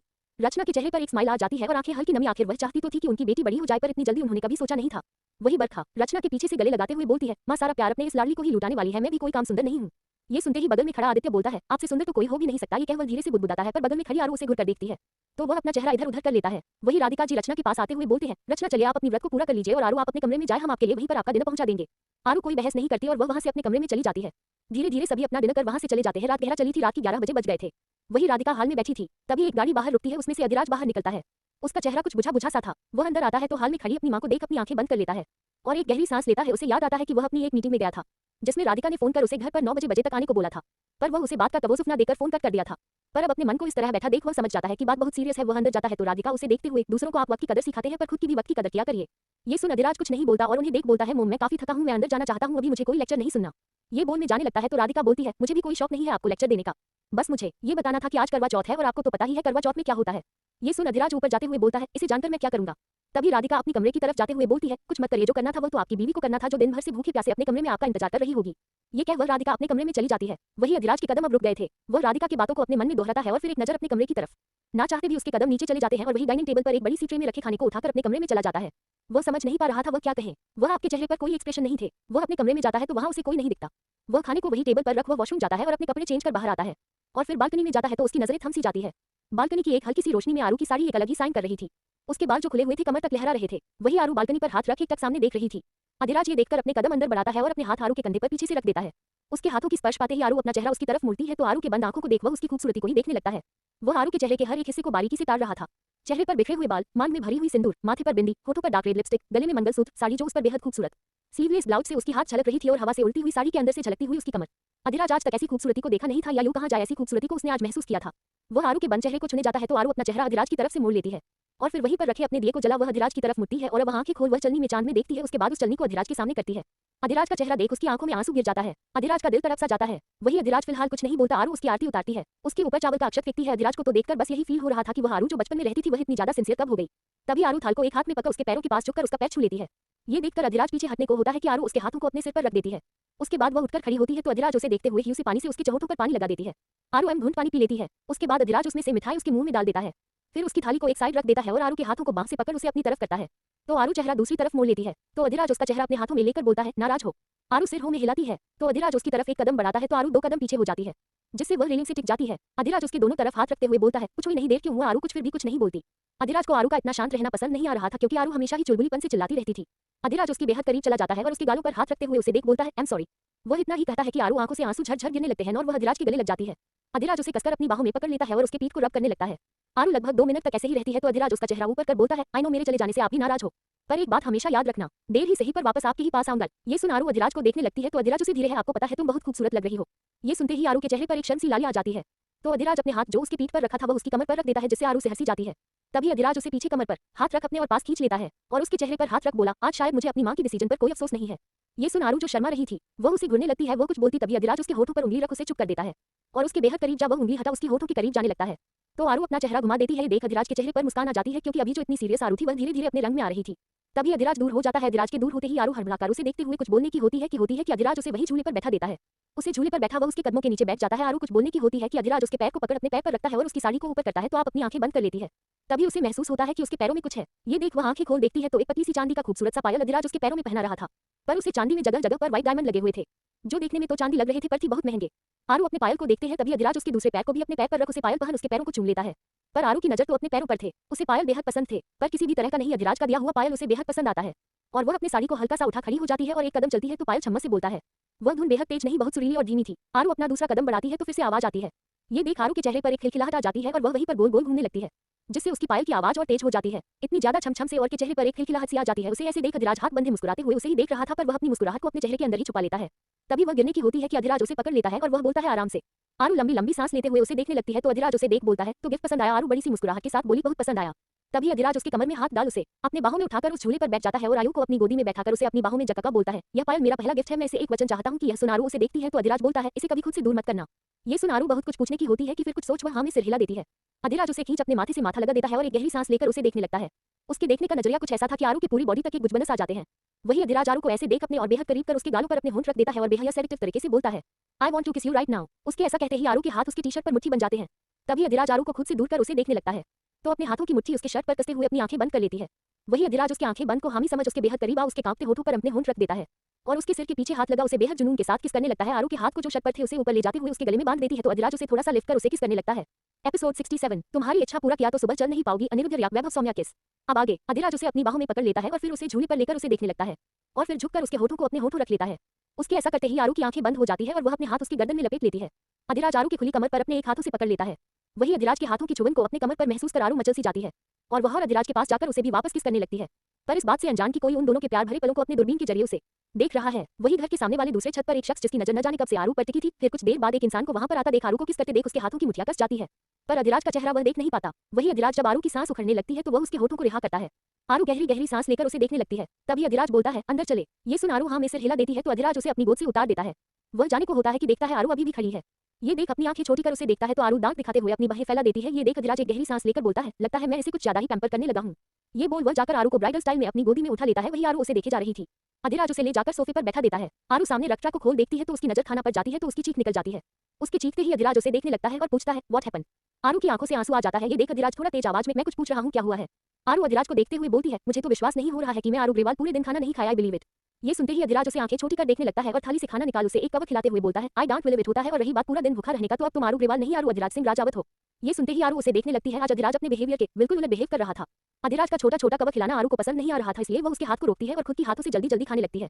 उसके हाथों से खाने की स्पीड देख अधिराज हैरानी से आरू को देखने लगता है, क्योंकि जिस हिसाब से आरू खा रही थी उस हिसाब से लग नहीं रहा था कि खाना बचने वाला भी है। तभी उसकी नजर अधिराज पर पड़ती है जो उसे ही देख रहा था। तभी उसे देख एक बार उसे देखती है, फिर एक बार अपने खाने को, फिर बनावटी हंसी हंसते हुए बोलती है, अब आप यह मत बोलना कि इसमें आपको भी खाना था। ये सुनते ही अधिराज उसे घूरते हुए बोलता है, ना चाहते हुए भी इसमें मेरा खाना था। ये सुनते ही आरू खिसियानी हंसते हुए बोलती है, तो सॉरी मुझे ध्यान नहीं था, वह मुझे भूख लगी थी, अब तो खाना झूठा भी हो गया। ये क्या उस खाने को ले जाने वाली होती है। तभी अधिराज उसका हाथ पकड़ लेता है। अधिराज के पकड़ने पर वह उसे आंखों के इशारों से ही उसे खाना को खिलाने के लिए बोलता है। वह खाना जिसमें कि उसने सारा मिक्स कर दिया था। आरू को थोड़ा अजीब लगता है पर अपने झूठे ही कवर को उठाकर वह अधिराज के पास ले जाती है। तो अधिराज मुंह खोल देता है और खा लेता है। धीरे धीरे बचे हुए खाना भी अधिराज को खिलाती है। आरू के चेहरे पर एक मुस्कुराहट सी आ जाती है। वहीं दूसरी तरफ अब तक रिया भी अपना व्रत तोड़ चुकी थी और वह अपने कमरे में बालकनी में खड़ी थी। उसकी आंखों में हल्की नमी थी। अभी भी इस समय में पूरी तरह से सिंगार में खड़ी थी। वो एक नजर सामने चांद को देखते हुए बोलती है, मैंने कभी सोचा नहीं था कि मैं इस जबरदस्ती की शादी के लिए इतना कुछ करूंगी। ये बोल अपनी आंखें बंद कर देती है तो उसकी आंखों का आंसू उसकी गालों पर लुढ़क जाता है। तभी अनिरुद्ध अंदर आता है तो उसकी नजर पड़ती है तो वह उसकी तरफ जाता है। अनिरुद्ध का आभास होते ही रिया वहां से जाने लगती है तो अनिरुद्ध उसे रोकते हुए बोलता है, कुछ देर रुक जाओ फिर चले जाना। ये सुन रिया उसे देख एक फीकी मुस्कुराहट के साथ, जब मेरी मर्जी नहीं है मैं किसी की इच्छाओं को पूरा करने के लिए नहीं बनी हूँ। मेरी मर्जी अब यहाँ पर रुकने का नहीं है। ये कह वह जाने लगती है। रिया का टेढ़ा जवाब सुन अनिरुद्ध को गुस्सा आ जाता है और वह उसका जाते हुए पीछे से हाथ पकड़कर अपनी तरफ खींच लेता है। उसके ऐसे खींचने से रिया अनिरुद्ध की तरफ चली जाती है।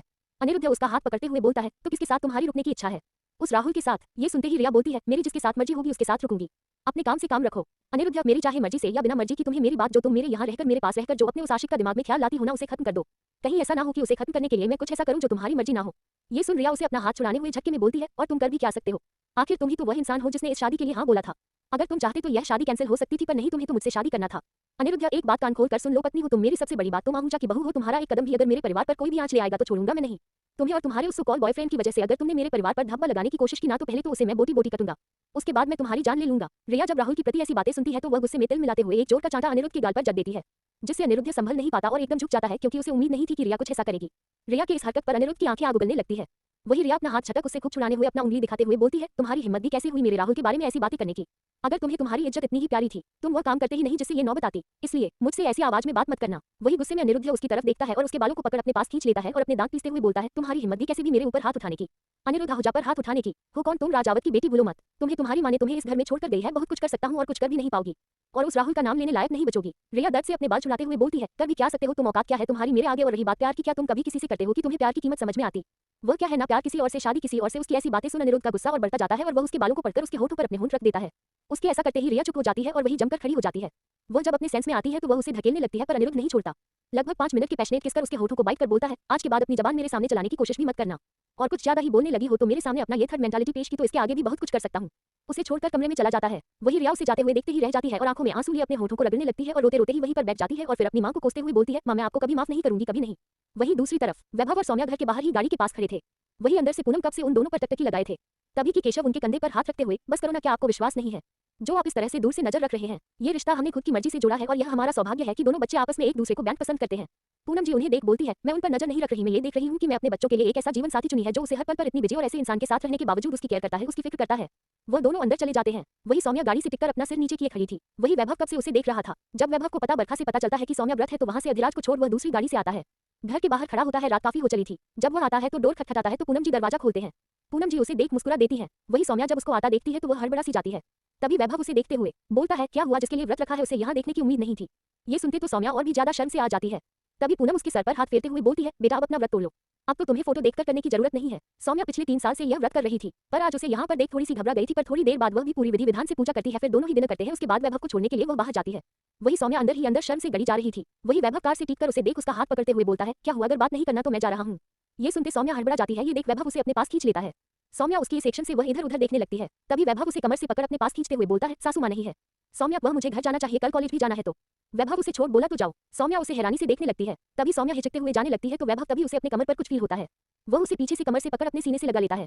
ये होते ही सौम्या हड़बड़ा सी जाती है। तभी वैभव बड़े ही सेडेक्टिव तरीके से सौम्या के कान के पास जाकर बोलता है, अब मुझे ये दूरी सही नहीं जाती, जल्दी आ जाओ मेरे पास, तुम्हारे सरगोशी में तुम्हारी बाहों में सोना चाहता हूँ। सौम्या उसकी यह बातें सुन सहम सी जाती है। तभी वैभव उसे अपनी तरफ कर उसके चेहरे को हाथों में भर बोलता है, इस चेहरे को अपनी आंखों में बसाने की इजाजत है। सौम्या उसे देखती रहती है। तभी वैभव उसको और पास कर बोला, इस जश्न को खुद के अंदर महसूस करना चाहता हूँ, क्या इसकी इजाजत है। सौम्या उसकी यह बातें सुन अंदर तक काम सी जाती है। तभी वैभव उसे कसकर अपने पास एकदम खींचते हुए बोलता है, क्या तुम्हारे इन होठों को अपने होठों के छूने को महसूस करना चाहता हूँ, क्या इसकी इजाजत है। ये सुनते ही सौम्या कांपते हुए ही अपनी आंखें बंद कर लेती है, जिसकी हाँ सुन वैभव आगे बढ़कर उसके होठों पर अपने फोटो रख देता है। सौम्या की पकड़ उसके सीने पर कस जाती है। वही वैभव लगभग 2 मिनट किसकर उसे खुद से दूर करते हुए बोलता है, जुनूनियत अंदर तक इतनी भर गई है, इससे ज्यादा महसूस किया तो कहीं सारी हदें पार न कर दूं। सौम्या हुई उसे देखती है और उसे खुद से दूर कर ढकेल कर अंदर चली जाती है। सौम्या के चले जाने के बाद ही वैभव उसे जाते हुए देखता है। उसकी आंखें प्यार से उसे जाते हुए देख रही थी। तभी कुछ देर बाद उसे किसी की आवाज आती है, अरे ओ मजनू की औलाद, अरे खुद तो डबल हो गया है तो इसका मतलब यह नहीं कि तू सिंगल आदमी को भी अपने इस रोमांस से उसे भी रोमांस का कीड़ा डाल दे। किसी की आवाज सुन वैभव हैरानी से उधर देखता है तो कार के शीशे से शिव उसे ही देख रहा था। वैभव को याद आता है कि उन सबको आने में थोड़ी देर हो गई थी। अधिराज को दूसरी दिशा में जाना था। वैभव को दूसरी दिशा में तभी शिव कुछ रिपोर्ट करने के लिए अधिराज को आता है तो वह अधिराज से कुछ इशारा करता है तो अधिराज शिव को वैभव को ले जाने को बोलता है। शिव भले ही कितनी भी मस्ती मजाक या कुछ भी कर ले पर अधिराज उसका बॉस था और वह उसकी बात को टाल नहीं सकता था। तभी वैभव को जब होश आता है कि उसने शिव गाड़ी में ही सब कुछ देख रहा था तो वह एक गहरी सांस लेकर कार में बैठते हुए बोलता है, मैं बस तुम्हें दिखा रहा था कि मुझे लड़कियों में इंटरेस्ट है, इसलिए अब मेरे पीछे अपना दिमाग लगाने की कोशिश भी मत करना। ये सुन शिव उसे घूर रहा है और गाड़ी आगे बढ़ा देता है। वहीं दूसरी तरफ अधिराज के रूम में आरू इस समय पूरी कंबल में खुद को लपेटी लेटी हुई थी। हुआ यूं था, जब खाना खाने के बाद दोनों ही बिस्तर पर आते हैं तो आरू उसे अपनी आंखें टिमटिमाते हुए देखने लगती है। तभी अधिराज बैग के एक साइड बैठते हुए बोलता है, क्या हुआ, ऐसे क्यों देख रही हो, सोना नहीं है। ये सुनकर आरू का मुंह बन जाता है और वह अपनी गला खंगारते हुए बोलती है, क्या आप ऐसे ही सो जाएंगे। ये सुन अधिराज उसे घुरता है तो फिर कैसे सोते हैं। ये सुन आरू उसके पास जाते हुए बोलती है, मेरे कहने का मतलब एक लड़का और एक लड़की जिसकी शादी हो गई है वह ऐसे ही सोते हैं। ये सुन अधिराज जो सब कुछ अच्छे से समझ रहा था पर फिर भी वह कठोर होकर बोलता है, मेरे हिसाब से पति पत्नी भी बिस्तर पर ही सोते हैं। ये सुनते ही आरू खींच जाती है और वह थोड़ी गुस्से में बोलती है, देवल आप समझ क्यों नहीं रहे हो मेरे कहने का मतलब, क्या मैं आपको हॉट नहीं लगती, क्या मैं आपको सेक्सी नहीं लगती। आपने मेरी एक बात तारीफ भी नहीं की और आप मुझे कुछ कर भी नहीं रहे हो। ये कहते हुए आरू अपने मुंह पर हाथ रख लेती है। तभी अधिराज उसे घूरते हुए बोलता है, लगता है तुम्हारा दिमाग कुछ ज्यादा ही चलने लगा है और मेरा डर कुछ ज्यादा ही खत्म हो गया है। ये सुन आरू मक्खन लगाते हुए, अपने ही पति से भला कौन डरता है। सासू मैया अंकल से डरती है, क्या दादी दादा से डरती है, क्या मेरी माँ पापा से डरती है, नहीं ना, तो आपको ऐसा क्यों लगता है कि मैं आपसे डरूंगी। ये सुन खुद लेट उसे बिस्तर पर लेटा बोलता है, इतना ज्यादा दिमाग मत चलाओ और सो जाओ, नहीं तो तुम्हारी इच्छा पूरी करने लगा तो तुम सुबह चलने लायक भी नहीं बचोगी। ये बोल वह आरू को अपनी बाहों में भर लेता है। अधिराज के ऐसा कहने पर और ऐसा करने आरू चिढ़ जाती है और वह अधिराज को दूर कर देती है और पूरा कंबल अपने खुद से लपेट ले जाती है और बोलती है, आप बहुत बुरे हो, आप सच में डेविल हो, आपको किसी की फीलिंग्स की कदर नहीं है।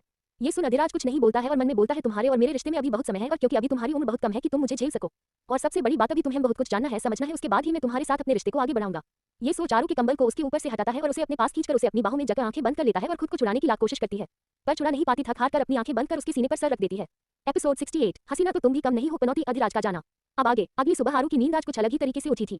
उसे घंटियां सुनाई दे रही थी। आरू जो नींद में ही कब से इधर उधर अपनी सिर पटक रही थी। उसे ऐसा लग रहा था जैसे कोई उसके बगल में ही पत्थर फोड़ रहा हो। इतनी तेज आवाज से नींद में ही आरू के सर में दर्द सा महसूस होने लगता है। उसे महसूस हुआ कि घर में काफी जोरों शोरों से घंटियां बज रही है। ये सुन आरू बोलती है, अबे क्या है, मंदिर में पूजा करना है तो धीरे धीरे घंटियां भी तो बज सकती है ना, क्यों तुम लोग मेरे नींद के पीछे पड़े हो। ये कह तकिया कान पर लगाकर उल्टे होकर सो जाती है। तभी फिर से उसे महसूस होता है कि घंटी की आवाज एकदम पास आ रही है तो वह अपनी आंखें धीरे से खोलती है तो उसे किसी की धुंधली तस्वीर दिखती है। धीरे धीरे वह अपनी आंखें पूरी खोलती है तो सामने खड़े इंसान को देख एक पल के लिए अपने पलके झपकाती है, पर फिर से उसे घंटी की आवाज सुनाई देती है। वह देखती है सामने एक लड़की अपने दांत दिखाते हुए उसके सिर के पास ही घंटियां बजा रही है। आरू को पहले तो नहीं समझ आता, पर जैसे ही वह अपनी आंखें खोल सामने देखती है तो वह गुस्से से फटते हुए चिल्लाती है, श्रुति डायन कही कि तू पनौती मेरे पीछे क्यों पड़ी है। ये बोल उठकर उसके पीछे भागती है तो खुद की ही साड़ी में फंस कर गिर जाती है। ये देख श्रुति दूर से ही जोर जोर से हंसने लगती है और बोलती है, क्यों ये तरीका तुझे पसंद नहीं आया। ये बोल वह जोरों से हंसने लगती है। वही आरू खुद को संभालते हुए उठकर उसकी तरह लपकती की तभी पूजा वहां पर आते हुए श्रुति का कान पकड़ते हुए बोलती है, शर्म करो, वह तुम्हारी भाभी है और तुम लोग उसे इस तरह से परेशान करते हो। श्रुति अपनी कान छुड़ाते हुए बोलती है, इसे परेशान करने में मुझे जो सुकून है ना वह किसी चीज में नहीं। ये बोल वह आरू जो कि उसे घूर रही थी उसे जीभ दिखाकर भाग जाती है। वही आरा गुस्से भरी आंखों से उसे देखती रहती है और मन ही बोलती है, साली कमीनी देख मैं तेरे साथ क्या करती हूँ, चुन चुन के तेरे से बदला ना लिया ना तो मेरा नाम आरू नहीं। वही पूजा आरू को ऐसे पड़े ही देख वह हंसने लगती है और वह उसे जाकर उठाती है और उसे देख बोलती है, तुमने अभी तक कपड़े चेंज नहीं किया। ये सुन आरू एक बार खुद को देखती है जो इस समय साड़ी में थी। तभी उसे कुछ याद आता है। वह अपनी नजरें इधर उधर कर देखने लगती है तो उसकी नजरों को समझ पूजा बोलती है, अधिराज को ढूंढ रही हो। ये सुनते ही आरू वो मैं वह इतना ही कह पाती है कि पूजा कहती है, वह घर में एक मैसेज छोड़कर गए हैं, कुछ दिन के लिए वह किसी बिजनेस ट्रिप पर गए हुए हैं। ये सुनते ही आरू का चेहरा देखने लायक था पर वह खुद को कंट्रोल कर बोलता है, वह तो मुझे भी उन्होंने बताया था। ये बोल वह बाथरूम में चली जाती है। पूजा उसे जाते हुए देखा बोलती है, शादी के बाद कितना कुछ बदल जाता है और तुम्हारे अंदर मैंने एक बदलाव देखा है, किसी के प्रति इमोशन जो काफी हद तक बदल चुके हैं। ये कह वह बाहर चली जाती है। आरू इस समय शावर के नीचे खड़ी थी। उसकी आंखों में रुके हुए आंसू बाहर आ चुके थे। वह खुद को आईने में देखते हुए बोलती है, हर बार आप ऐसे ही करते हो, आप सच में डेविल हो, आपको मेरे इमोशन से कोई भी फर्क नहीं पड़ता। ये सोच ही वह शावर लेती है। उसके बाद बाहर आती है। बाहर आकर वह अपने कपड़े चेंज कर ड्रेसिंग मिरर पर जाती है तो उसकी नजर नीचे फुटफुटी एक कागज पर पड़ी। वह उसे उठाती है तो उस पर अधिराज का एक मैसेज था, जब तक तुम उठोगी तब तक मैं जा चुका हूँगा, नाराज मत होना, बिजनेस ट्रिप पर जा रहा हूँ, बस कुछ दिन में वापस आ जाऊंगा, तब तक के लिए तुम मुझे मिस कर सकती हो। ये पढ़कर आरू का मुंह अजीब सा बन जाता है। ये कैसा लेटर है, उन्हीं की तरह खड़ूस। ये कह वह उस कागज को मोड़कर फेंकने जाती है, फिर कुछ सोच उसे ड्रेसिंग टेबल के अंदर रख देती है। वही तैयार होकर इस समय उसने एक व्हाइट शर्ट और ब्लैक जींस, उसके ऊपर एक डेनिम जैकेट, बालों को उसने पोनी बनाया। तभी उसकी नजर सिंदूर पर पड़ती है, जिसे देख वह उसे हाथों में उठा लेती है, फिर उसे खोल एक बार खुद को मिरर में देखती है, फिर उसमें से हल्की सी सिंदूर उंगली में लगा उसको अपने बालों के बीच में लगा लेती है। वही आरू जब नीचे आती है तो अब तक सभी लोग डाइनिंग टेबल पर बैठ चुके थे। आरू को आता देख दादी उसे अपने पास बुलाती है तो आरू जाकर वहां पर बैठ जाती है। तभी राधिका की नजर आरू पर पड़ती है, फिर उसके चेहरे से होते हुए उसके बालों पर जिस पर हल्की हल्की सिंदूर का कलर दिख रहा था। ये देख राधिका के चेहरे पर मुस्कान आ जाती है। उनकी मुस्कान देख उनके बगल में बैठे विक्रम जी बोलते हैं, ओह क्या बात है, चेहरे पर मुस्कान, आप ऐसे मत हंसा करिए, मुझे आपका ये हिटलर वाला रूप ही ठीक है। ये सुन राधिका उसे घूरती है तो विक्रम अपने दिल पर हाथ रखते हुए बोलते हैं, वो क्या है ना कि जब आप इस तरह से मुस्कुराती है तो मेरा दिल का हाल बेहाल कर जाती है और फिर मुझे कुछ कुछ होने लगता है। विक्रम को अंदाजा नहीं था कि वह धीरे धीरे बोलते हुए उनकी आवाज तेज हो जाती है। वही ये देखकर आरू और प्रियु एक दूसरे के देखते हैं और एक जोर से सीटी बजाते हैं। ये सुनते ही विक्रम होश में जाकर इधर उधर देखते हैं। वही राधिका आरू और प्रिया को घूरती है। तभी दादी बोलती है, क्या जमाना आ गया है, बुढ़ापे की उम्र में पोता खिलाना चाहिए तो रोमांस कर रहा है और बेटा नई नवेली दुल्हन को छोड़ यहाँ से गायब भी हो गया है। मुझे तो एक बात समझ नहीं आती, आखिर ये लड़का करता क्या है। एक तो ना हमारे साथ उठना बैठना, ना हमारे साथ खाना पीना, ऐसा लगता है जैसे हम तो उसके परिवार है ही नहीं। अरे ऐसा भी क्या हो गया है, माना कि कुछ गलतियां हो गई हमसे पर हमने उसके लिए उससे माफी मांगी, पर नहीं साहब को तो अपना ताव दिखाना है, आखिर पड़ा तो अपनी मां पर। इतना ही कहकर चुप हो जाती है क्योंकि राधिका उन्हें बुरी तरीके से घूर रही थी। तभी राधिका दादी हकलाते हुए, अरे मेरे कहने का मतलब यह है कि मैं उसे कुलदेवी मंदिर के लिए तुमसे कहा था तो उसने फिलहाल के लिए मना कर दिया, अब बताओ भला बिजनेस ट्रिप पर चला गया, अब कैसे मंदिर कोई जाएगा। तभी राधिका दादी को देखते हुए बोलती है, उसे कुछ जरूरी काम है इसलिए गया है और वह थोड़े समय बाद चला आएगा। तभी बीच में आरू उठकर प्रियु का हाथ जबरदस्ती खींचते हुए बोलती है, चलो आज हमें अपने कंपटीशन में नाम भी लिखवाना है, हमें लेट हो रहा है। ये क्या उसे खींचते हुए लेकर चली जाती है। ये तभी पीछे से श्रुति और प्रीता भी दोनों निकल जाते हैं। वही सब एक ही गाड़ी से निकल जाते हैं। तभी प्रियु गिरवाल हाउस के सामने गाड़ी रोकता है। तभी आरू की नजर अपने घर पर पड़ती है तो उसे देख थोड़ी भावुक सी हो जाती है, पर अगले ही पल कार के खिड़की से निकल आवाज देते हुए बोलती है, अरे वो मेरी बहू जल्दी आया, किसी मुहूर्त का इंतजार कर रही है। ये सुनते ही बरखा उसे घूरती है और जाकर गाड़ी में वह भी बैठ जाती है। बरखा और आरू दोनों एक ही साथ जाते थे पर आज सभी एक ही कार से जाने वाले थे क्योंकि लेट हो गया था। कुछ देर बाद सभी कॉलेज के बाहर ही कार रोकते हैं। प्रियु गाड़ी प्रयोग पार्किंग में करता है और उसमें से निकलता है। उन सभी निकलते ही है तभी सामने से मोनिका अपनी कार पार्किंग कर उन सभी के पास आती है और आरू को देखते हुए प्रियु से बोलती है, मिस्टर राजावत, आप फिर से इस कचरे की ढेर को अपने साथ लाने लगे। आपकी पर्सनैलिटी को और आपकी स्टेटस को ये सब सूट नहीं कर पाएंगे। ये सुनते ही श्रुति उसके पास जाते हुए उसे ऊपर से नीचे देखते हुए, तो पोता रानी आई मीन मेकअप की पोता रानी, तुम्हें क्या लगता है कि तुम हो जो मुझे स्टेटस से बैलेंस करोगी। खुद की शक्ल देखी है, पूरी की पूरी कबूतरी लगती हो। ये सुनते ही आरू जोर जोर से हंसने लगती है। तभी मोनिका के दोस्त ऋषभ अयान दोनों ही वहां पर आकर खड़े हो जाते हैं। ऋषभ की नजर बरखा पर जाती है, उसे अजीब नजरों से ऊपर से नीचे देखने लगता है। ये देख आरू आगे आते हुए बोलती है, काबे का देख रहा है, उसे भूल गया है मेरे हाथों की मार जो उसे ऊपर से नीचे निहार रहा है। अगर तूने अपनी एक आंख भी उस पर लगाई ना तो तेरी आंखें नोच लूंगी। ये कहते ही वह ऋषभ के पास चली आती है। वही ऋषभ मक्कारी से हंसते हुए, हसीना तो तुम कम नहीं हो पर वह क्या है ना, तुम्हारे में कांटे बहुत है और तुम्हारी जबान बहुत तेज है, पर हाँ तुम्हारी बहन बहुत इनोसेंट है, कब तक उसे मुझे बचा कर रखोगी। ये सुनते ही बरखा गुस्से में आगे बढ़ते हुए बोलती है, अपनी औकात में रहो। तभी अयान हंसते हुए, हमारी औकात तो यहाँ कॉलेज के सभी लोग जानते हैं, शायद यही वजह है कि सब हमसे बात करने में भी डरते हैं, पर साला तुम सबका तो कोई औकात भी नहीं है, फिर भी तुम सब हमसे डरते क्यों नहीं हो। यही वजह है कि तुम सभी हमारे नजरों में चढ़े हो। एपिसोड 69, आरू का शर्ट बॉक्सिंग के लिए हाँ, अधिराज में का टशन भैरों का डर। अब आगे, अब तक हमने पढ़ा कि ऋषभ ने अपनी गंदी नजर बरखा पर डाला था। तभी उसे पर आरू चिल्लाते हुए, काबे लगता है तेरा दिमाग कुछ ज्यादा ही चल रहा है। ऋषभ की नजरों को अपने ऊपर महसूस कर बरखा उस पर चिल्लाते हुए बोलती है, अपनी औकात में रहो। तभी अयान बीच में बोलता है, हम सब अपनी औकात में है तभी तो सारे कॉलेज के लोग डरते हैं, पर न जाने तेरे में ऐसा क्या है जो तू इतनी घमंड रखती है, और शायद यही वजह है कि हम सब तेरे पीछे पड़े हैं। ये सुनने की देर थी कि आरू जाकर अयान का कॉलर पकड़ लेती है और उसके मुंह पर एक जोर से पंच मरती है। उसके ऐसा करते ही ऋषभ उसकी तरफ बढ़ता है तो प्रियांशु जाकर पीछे से उसका कॉलर पकड़ लेता है और बोलता है, अम्मा यार अब बस भी करो, क्या तुम लोग छोटी बच्चियों से लड़ने चले हो। अरे लड़ना है तो जरा मुझसे तो लड़ो। ये बोलो सब कुछ झक देता है तो ऋषभ जाकर दूर गिरता है। वही आरू अब तक अयान का कॉलर पकड़े ही उसे लगातार 2-3-5 मारे जा रहे थी। तभी मोनिका आकर उसको छुड़ाने लगती है और बोलती है, लड़की उसे छोड़ो, तुम्हारी हिम्मत भी कैसे हुई मेरे भाई को हाथ लगाने की, और उसे पकड़ने लगती है पर आरू उल्टा उसे ही झटका देती है, वह गिरने की होती है। तभी ऋषभ जो अब तक खड़ा हो चुका था उसे पकड़ लेता है। तभी सौम्या जो अभी अभी वहां पर पहुंची थी, जब ये सब लड़ाई देखती है तो एक सिर पर हाथ रखते हुए बोलती है, जरूर एक दिन हम इस कॉलेज से निकलेंगे, सिर्फ इस लड़की की बदतमीजियों से। ये बोल उन सब की तरफ आती है और आरू का हाथ पकड़ते हुए बोलती है, आरू छोड़ो पहले उसको। तभी आरू बोलती है, सोनू तू बीच में मत आ, मैं इसे अभी जान से मारूंगा। साले बाप के पैसों पर अयाशी करने वाले मेढक खुद को समझते क्या है। औकात है तो खुद की कमाई के साले इतनी घमंड दिखावे। एक कच्ची से लेकर बनियान तक साले बाप के पैसों से पहने हैं और मुझे मेरी औकात दिखाएंगे। अगर मेरी इतनी ही औकात और हिम्मत देखनी है तो चल मेरे साथ कंपटीशन कर। कंपटीशन मैनेजर तू हार गया तो साले तुझे पूरे कॉलेज भर घूम घूम के तुम दोनों को ऋषभ और अयान को हाथ दिखाते हुए बोलती है, ये कहना होगा कि बरखा मेरी बहन है और हम भीमा टीम से डरते हैं। भीमा टीम आरू के पूरे गैंग का नाम है और यदि तू जीता तो तू जो कहेगा वो करूंगी। यह बोल उसे झटक देती है। अयान जो आरू से 2-4 मुक्का खा चुका था उसके नाक से खून आ जाता है। तभी मोनिका उसे उंगली दिखाते हुए बोलती है, सोच ले आरू, तूने जो कहा तुझे वो करना पड़ेगा, और रही बात जैसे तूने अपनी शर्त रखी है, मेरी भी एक शर्त सुन ले। ये सुन आरू झाड़ते हुए बोलती है, बोल मेकअप की दुकान, तू जो कहेगी वो करूंगी। तभी मोनिका उसे अपनी नफरत भरी नजरों से उसे देख बोलती है, तू कंपटीशन में भाग ले रही है ना, तो याद रखना दूसरे कॉलेज से मेरा एक पार्टनर बॉक्सिंग चैंपियन आएगा और उसे तेरा मैच जरूर होगा, क्योंकि मैं इतना तो जानती हूँ तेरा ही नाम सेलेक्ट किया जाएगा, और यदि तू उसे जीत गई तो तू जो कहेगी वो करूंगी, और यदि तू हार गई तो अपनी बात पर मुकरना मत। ये सुनते ही आरू हंसते हुए बोलती है, खुद की तो औकात है नहीं लड़ने की, दूसरे के भरोसे है, पर चल तू भी क्या याद रखेगी, तेरा किससे पाला पड़ा है। ये बोल उसे एक लुक देती है और आरू अपने गैंग के साथ वहां से चली जाती है। वही मोनिका को ऐसे बोलता देख ऋषभ उसके पास आते हैं, बोलता है, बेबी अभी तुमने ये क्या बोला, और इतना तो मैं तुम्हें जानता हूँ कि तुम कोई टेढ़ी चीज तो जरूर सोच रही होगी। ये सुनते ही मोनिका टेढ़ी मुस्कुराहट के साथ बोलती है, कुछ सोच रखा है ऋषभ, बस तुम देखते रहो। ये बोल वह अयान की तरफ मुड़ती है तो अयान रोनी सूरत बनाकर उसे देखता है तो मोनिका उसके पास जाती है, उसके गाल पर एक जोर से चांटा मारती है तो अयान अपने गाल पर हाथ रखते हुए चिल्लाकर बोलता है, मोनिका तू मुझसे सिर्फ 2 मिनट बड़ी है, तेरी हिम्मत भी कैसे भी मुझे मारने की। यह सुनते ही मोनिका उसे उंगली दिखाते हुए बोलती है, मेरे फैमिली के नाम पर तू कलंक है, एक लड़की से मार खा गया, तुझे शर्म नहीं आती। यह बोल वह वहां से चली गई। अयान जाती हुई आरू को देख आंखों में अंगारे लिए बोलता है, तेरी वजह से मेरी बहन ने मुझे मारा, तेरी वजह से मैंने इतने लोगों के सामने अपना इज्जत का कबाड़ा बनाया, तेरी इज्जत का कबाड़ा ना बनाया तो मेरा भी नाम भी अयान मुखर्जी नहीं। वहीं दूसरी तरफ वही सौम्या उसके पीछे बड़बड़ाई जा रही थी, साथ में बरखा भी। दोनों ही बोल रही थी, तेरी हिम्मत भी कैसे हुई ऐसे कंपटीशन के लिए, तुझे कुछ समझ में भी आता है कि उन सबकी चाल भी हो सकती है। तभी आरू अपने जगह पर बैठते हुए, अब बस करना, क्या तुम सब बच्चों की तरह कब से पीछे पड़ी हुई हो। मैं कौन हूँ, तू भूल गई कि मुझे कितनी सारी फाइटिंग स्किल आती है, या यूं कहूं मुझे फाइटिंग करना कितना पसंद है। आने 2 साले को मुंह न तोड़ दिया तो मेरा नाम भी आरू नहीं। तभी क्लास में ममता आती है। ममता आते ही सभी लोगों को बोलते हैं, गुड मॉर्निंग स्टूडेंट। तभी आरू बोलती है, ले आ गई विश्व सुंदरी। सौम्या आरू को घुरती है तो आरू चुप हो जाती है। तभी मोनिका बोलती है, लंच के पहले जितनी भी पीरियड है उन सब में सभी का क्लास चलेगा, और लंच के बाद जितनी भी पीरियड बच रही है उसमें आप सभी को अपने कंपटीशन के लिए अपना अपना नाम लिखकर अपनी पसंद चीजों को प्रैक्टिस करना है। आप सभी का अभी एक लाइव प्रैक्टिस प्रोमो चलेगा, उसके बाद ही आप सभी को कंपटीशन के लिए रखा जाएगा, क्योंकि यहाँ पर बहुत सारे स्टूडेंट हैं जिसमें से कि 300 लोग इस चीज में इंटरेस्टेड है, पर हम 300 लोगों को नहीं रख सकते हैं, इसलिए 15 सिटी है जो कि हर वर्ग का लोगों का खेल आएगा। तो आप सभी को पहले एक ही दूसरे से कंपटीशन होगा, फिर उसके बाद सिलेक्शन, उसके बाद आप सभी फाइनल में जाएंगे, तो अपनी तैयारी जोरों शोरों से कर लीजिए। मैं ये पीरियड नहीं ले रही हूँ, आप सभी जाए पहले अपना नाम दर्ज करवा लीजिए, ये बोल जाने लगती है। उनके जाते ही आरू बोलती है, चलो कम से कम इनकी बोरिंग क्लास से राहत मिली। साला एक तो वैसे ही मूड खराब है। तभी आरू की नजर प्रियांशु पर जाती है, उसको इतना गुमसुम बैठा देख उसे धकियाते हुए बोलती है, क्यों बे मेलिक, तू इतना कब से चुप चुप रहने लगा? तुझे कौन सा सांप ने काट लिया है? उसके ऐसा करते ही प्रियांशु होश में आता है और वह आरू की पीठ पर एक मुक्का जड़ते हुए बोलता है, डायन मैंने तुझे कितनी बार कहा है मुझे अचानक मत बुलाया कर, मेरा दिल घबरा जाता है। तभी आरू अपनी पीठ से हिलाते हुए उसे घूरती रहती है। प्रियांशु उसे देख बोलता है, ये सोच रहा हूँ, सोच अगर भाई को पता चला कि तू किस चीज पर कंपटीशन में भाग ले रही है तो। ये सुनते ही आरू उबासी देते हुए, तुझे क्या लगता है ये शादी के बाद मैं अपना पैशन छोड़ दूंगी? और वैसे भी ऐसा कोई नहीं है जो मुझे रोक सके। तभी प्रिय उसे आंख दिखाते हुए, पर भाई तुझे रोक सकते हैं। आरू मुस्कुराते हुए, यही तो मेरा फायदा है, जब तेरा भाई यहाँ है ही नहीं तो मुझे रोकेगा कौन? ये सुनते ही सभी उसे अजीब नजरों से देखते हैं। तभी अचानक प्रियांशु के दिमाग में कुछ आता है और वह आरू को देख एक बार बरखा को इशारा करता है और बोलता है, अच्छा ये बताओ, जो हमने तुझे साड़ी पहनने को दी थी तो क्या भाई तेरे पर लट्टू हुए? ये सुनते ही आरू अपना बैग उठाती है और बोलती है, चल हम सभी अपना कंपटीशन में नाम लिखवा कर आते हैं। ये बोल कमरे से बाहर निकल जाती है। वही बरखा और प्रियांशु दोनों एक दूसरे को देखते हैं और आंखों ही आंखों से इशारा करते हैं। तभी सौम्या उन दोनों की तरफ अजीब नजरों से देखते हुए, क्या कुछ ऐसा हुआ है जो मुझे नहीं पता?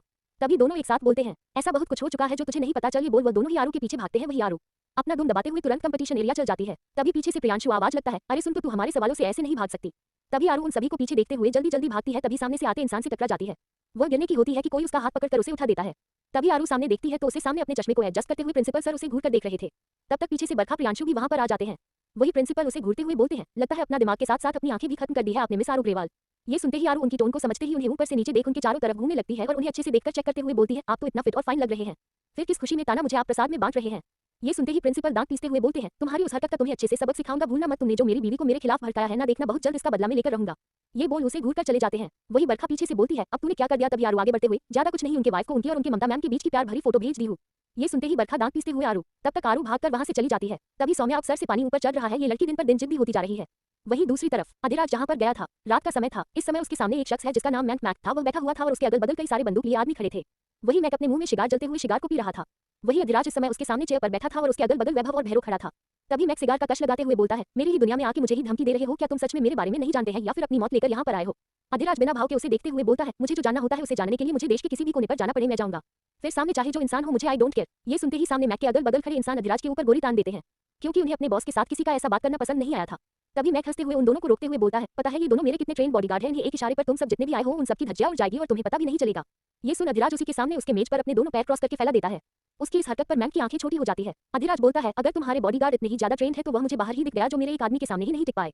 उसकी ऐसी कटाक्ष भरी बातें सुन मैन के हाथों की मुठिया बन जाती है। सच भी यही था, अधिराज को मैन तक पहुंचने के लिए न जाने कितने गार्ड ने रोका था, पर वैभव ने अकेला ही उन सभी को रोकते हुए अधिराज को अंदर ले जाता है। तभी मैक के चेहरे पर एक मुस्कुराहट आ जाती है और वह मुस्कुराते बोलता है, अब तक दूसरा इंसान होता तो उसे मैं जान से मार देता, पर तुम में कुछ तो बात है, क्योंकि कोई पहला ऐसा शख्स है जो मेरे सामने ऐसे टिका है। ये बोल वह बोलता है, क्या चाहिए तुम्हें? ये सुनते ही अधिराज उसकी आंखों में देखते हुए, पूरे के पूरे तुम। ये सुनते ही सभी गार्ड एक दूसरे को देखते हैं और मैक जोर जोर से हंसने लगता है।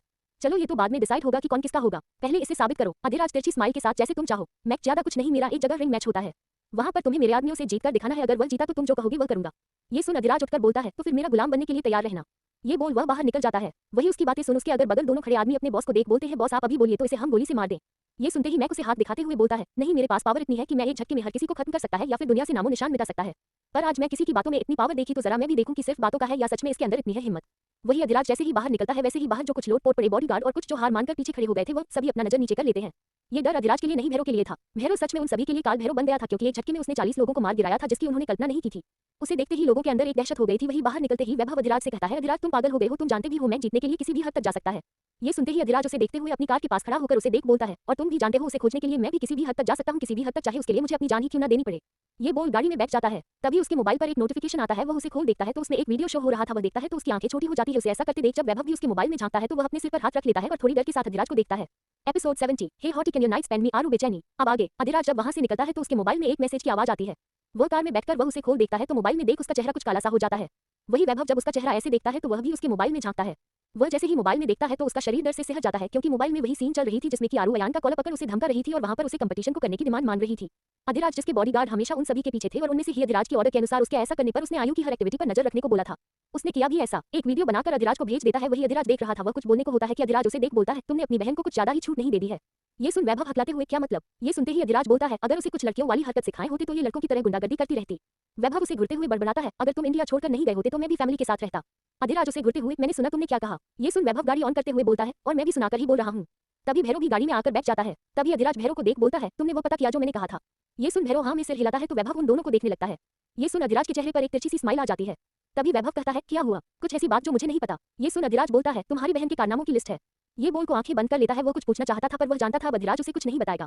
वहीं दूसरी तरफ गिरवाल हाउस में इस समय रचना जी अपने सामानों की लिस्ट बना रही थी। वही बरखा उनके बगल में बैठी हुई थी। तभी रचना बोलती है, बस 4 दिन रह गए हैं सगाई के लिए। मुझे तो लग ही नहीं रहा है कि मेरे घर में बेटे की सगाई है। जैसे किसी को कोई किसी चीज में इंटरेस्ट ही नहीं है। ये सुन बरखा बोलती है, माँ अगर आरू रहती तो कितना अच्छा रहता ना, घर में एक चहल पहल बनी रहती है। तभी लता भी उन लोगों के पास आकर बैठ जाती है और कुछ लिस्ट रचना को देते हुए बोलती है, हाँ काकी आरू की बड़ी याद आ रही है। सुना है कि आरू के जो हस्बैंड है वो कहीं गए हुए हैं। ये सुन रचना उसे घूरते हुए, तुझे कैसे पता? ये सुन लता अपने सिर पर हाथ मारते हुए, काकी वैभव भैया उन्हीं के साथ तो रहते हैं ना, तो जब वैभव भैया नहीं है तो इसका मतलब तो वही हुआ ना। ये सुनते ही रचना को याद आता है और वह बोलती है, हे भगवान मैं ये कैसे भूल गई कि वैभव गायब है। वह भी अपने सगाई की कुछ दिन पहले, तो जरूर उसमें उसी का हाथ होगा। तभी लता बोलती है, तो क्यों ना हम आरू को बुला ले। रचना जी के भी चेहरे पर मुस्कान आ जाती है। वही अमित जी जो सब कुछ सुन रहे थे वह भी आकर बैठकर बोलते हैं, वैसे लता बिटिया आपने बात तो सही कही। अगर आपकी काकी की इजाजत हो तो हम भी फोन करके बात कर ले। ये सुनते ही रचना टॉन्ट मारते हुए, ऐसी बातें कर रहे हैं जैसे आप तो मुझसे पूछकर ही काम करते हैं। पूछना है तो अपनी भाभी सास से पूछिए। ये सुन अमित उन्हें घूर कर बोलते हैं, तुमसे तो कोई बात करना ही बेकार है। ये सुन रचना कुछ बोलने की होती है कि तभी ब्रिजेश भी आते हुए बोलते हैं, आप सभी टेंशन ना लीजिए, हमने पहले ही उन लोगों से बात कर लिया है। राधिका जी को कोई आपत्ति नहीं है। वो सगाई तक आरू को रोकने को बोली।